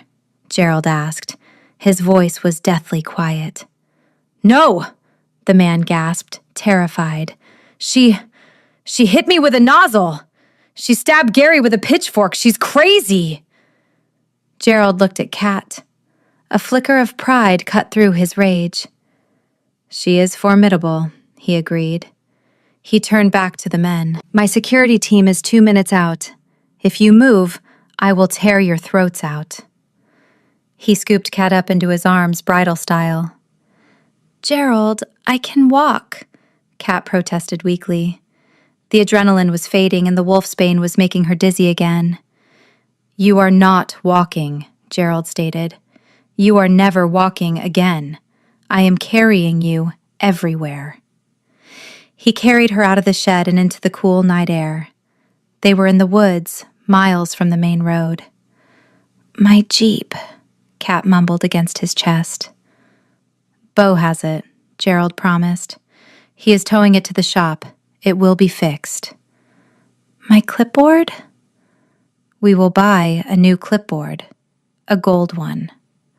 Kat let out a wet laugh, burying her face in his shoulder. "No gold shovels, no gold clipboards." "Fine," Gerald murmured, kissing the top of her head. "Just you, safe." He walked through the woods, holding her as if she were made of glass. "I'm sorry," he whispered into the darkness. "I pushed you away because I was scared, and it almost got you killed."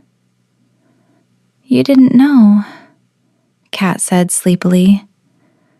"But Gerald?" "Yes?" "If you ever try to protect me by dumping me again, I'll use the pitchfork on you." Gerald held her tighter. "Understood," loud and clear. A few minutes later, the lights of the security convoy cut through the trees, homing in on the subcutaneous emergency tracker embedded in Gerald's shoulder, a mandatory security protocol for the king that he finally stopped complaining about. Sarah jumped out of the lead SUV, holding a blanket. Gerald didn't put Kat down. He let Sarah wrap the blanket around her, tucking it in tight. "Home," Gerald commanded the driver as he climbed into the back seat, Cat still curled in his lap. "Take us home." As the SUV sped away, Cat finally let herself relax. She rested her head on his chest, listening to the steady, powerful thrum of his heart. It wasn't racing anymore. It was beating in time with hers. "Stay," she whispered, drifting off. "Always," Gerald answered. Chapter 25. The elevator ride to the penthouse was silent, save for the hum of the machinery and the ragged breathing of the two people inside.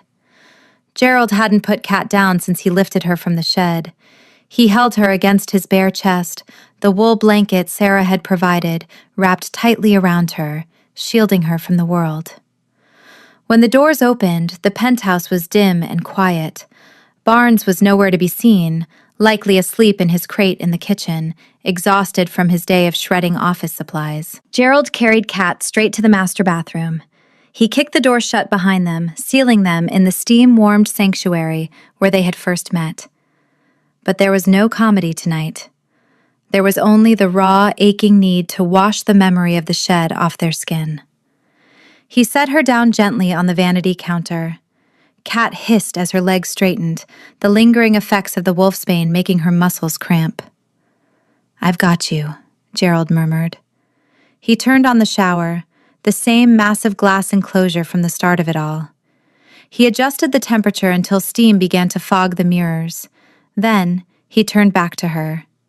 He was still naked, unabashed and glorious in his power, but his eyes were filled with a terrifying vulnerability. He reached out, his large hands trembling slightly as he pulled the heavy wool blanket from her shoulders, letting it pool on the tiled floor. Then, he undid the buttons of her ruined flannel shirt.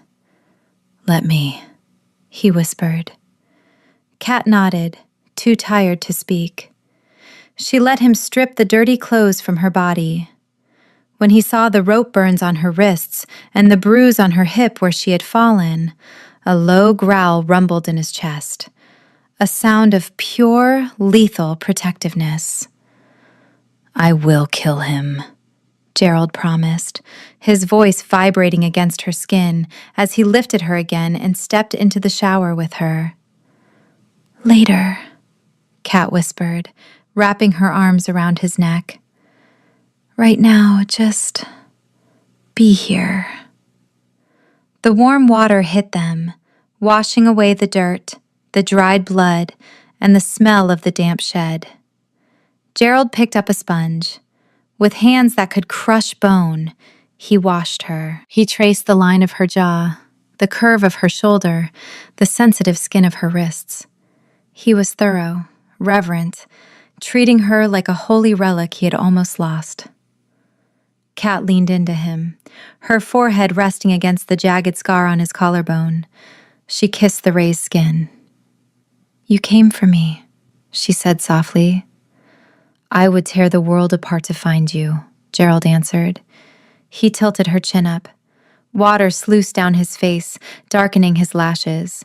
His gray eyes were storm dark, swirling with an intensity that made her breath hitch. "I surrender," Gerald said. "I fought it. I tried to be the king. I tried to be safe. But I am done fighting.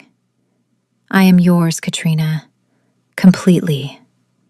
Kat reached up, tangling her fingers in his wet hair. "I don't want the king," she whispered.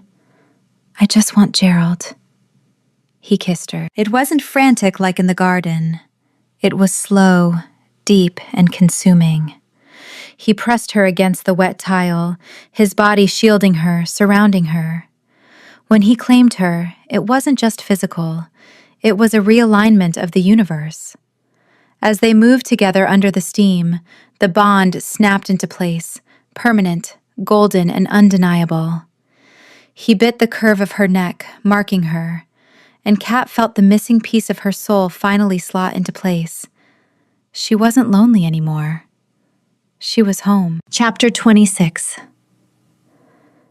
The next morning, the iron citadel was buzzing with a nervous energy that vibrated through the stone walls.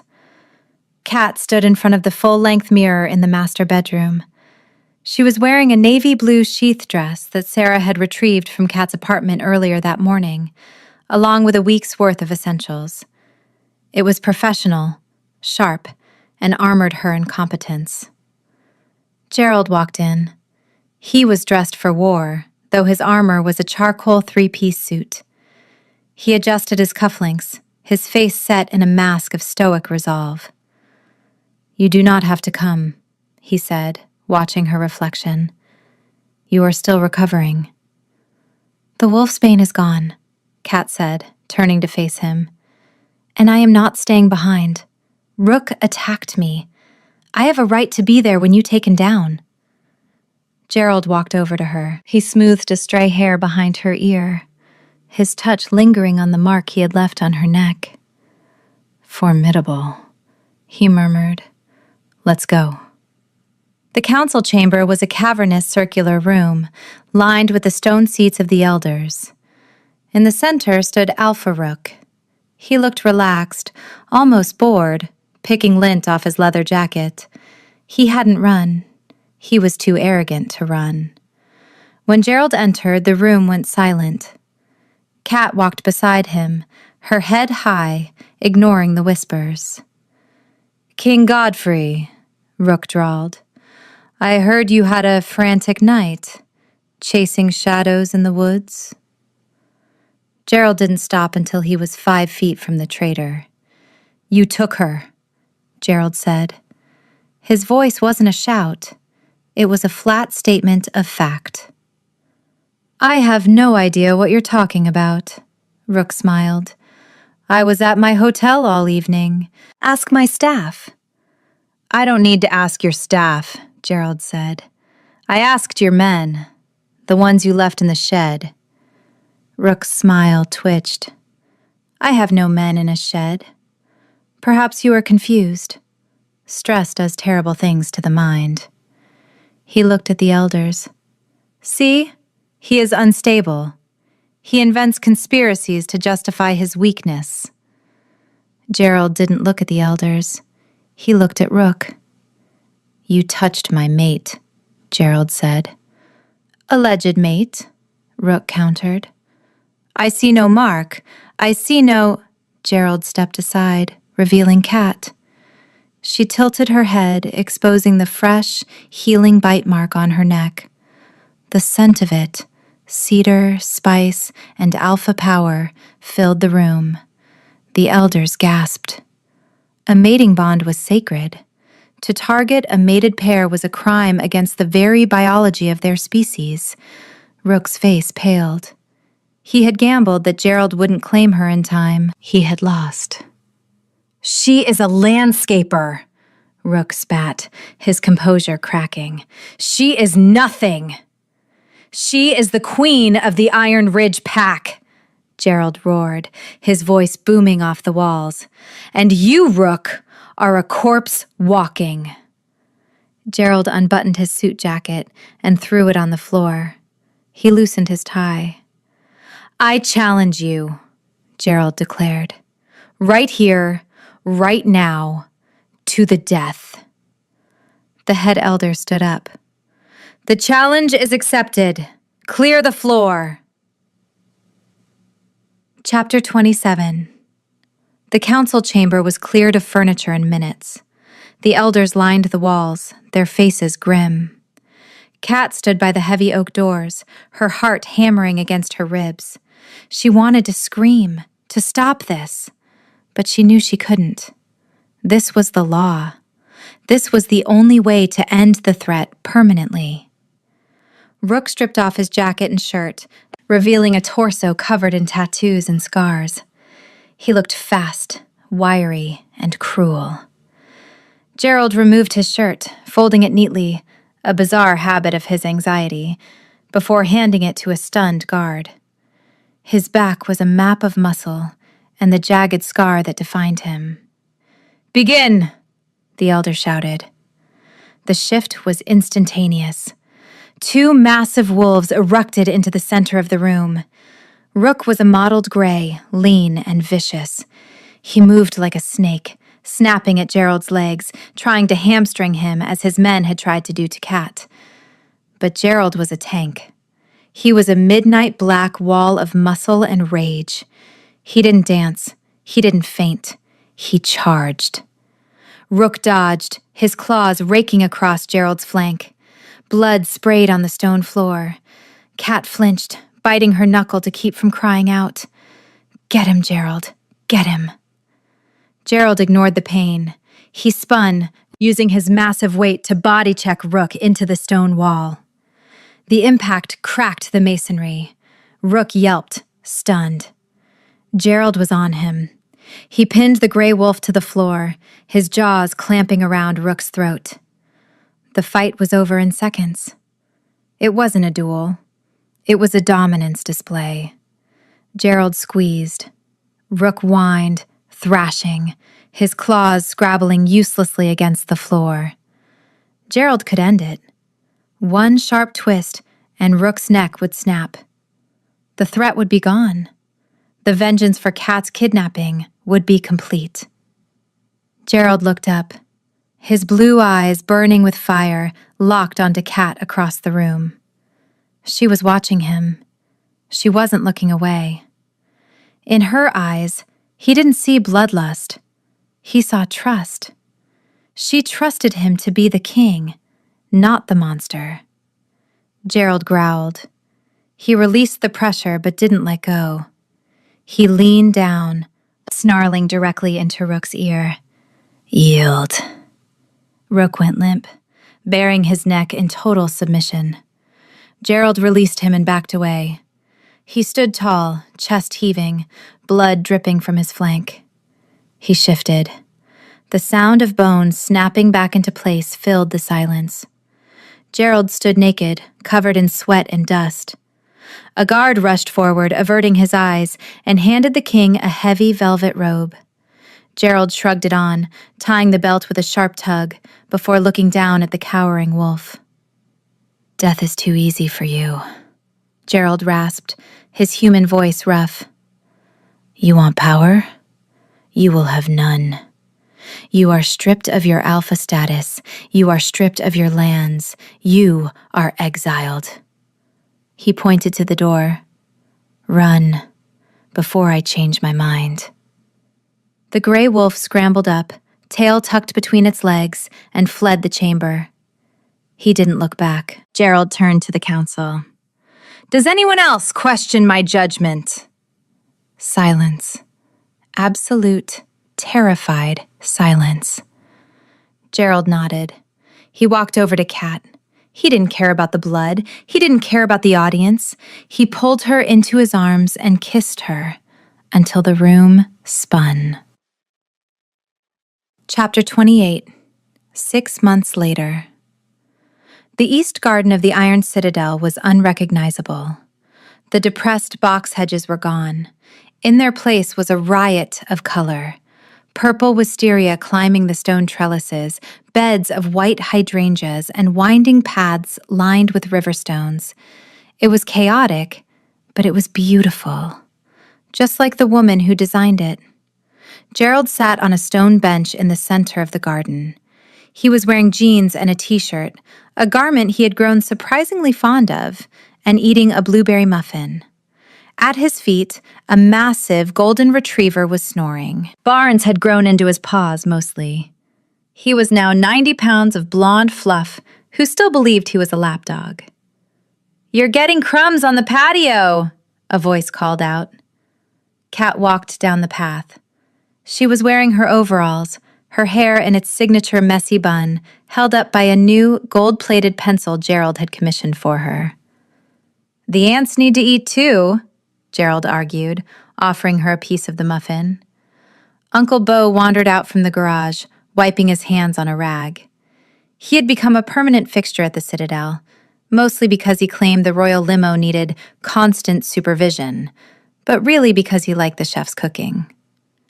"Hey, Your Highness," Bo called out. "I finally fixed that rattle in the limo. Turns out it was a loose exhaust bracket. I replaced it with a custom one." "Thank you, Bo," Gerald said. "Please stop billing the Crown for consulting fees." "I gotta eat," Bo grinned, grabbing a muffin from the basket on the bench. Kat sat down next to Gerald. He immediately wrapped an arm around her, pulling her close. The bond hummed between them, a warm, steady current of contentment. "It's finished," Kat said, looking around the garden. "It's perfect," Gerald agreed. "Though I still think we could have kept one box hedge, for nostalgia." "Absolutely not," Kat laughed. Barnes woke up, saw the muffin in Kat's hand, and rested his heavy head on her knee, giving her the sad puppy eyes. "He's hopeless," Kat sighed, breaking off a piece for him. Gerald watched them. The sun was setting, casting a golden glow over the citadel walls. For the first time in his life, the stone didn't feel like a prison. It felt like a fortress protecting the only things that mattered. He looked at Kat. She caught his gaze, her hazel eyes turning soft. "What are you thinking?" she asked. Gerald leaned in, brushing his lips against her ear. "I'm thinking I'm glad I walked into the wrong room." Kat smiled, leaning her head on his shoulder. "Best mistake of your life." "Stay," Gerald whispered, the command soft and intimate, meant only for her. "Always," Kat replied. The end. Quick favor, don't go anywhere yet. If you thought Kat was brave for staring down a naked alpha king in his own shower, wait until you meet the heroine in this next story on your screen. You have to hear this disaster unfold. Click the video on your screen right now. It is absolutely unhinged.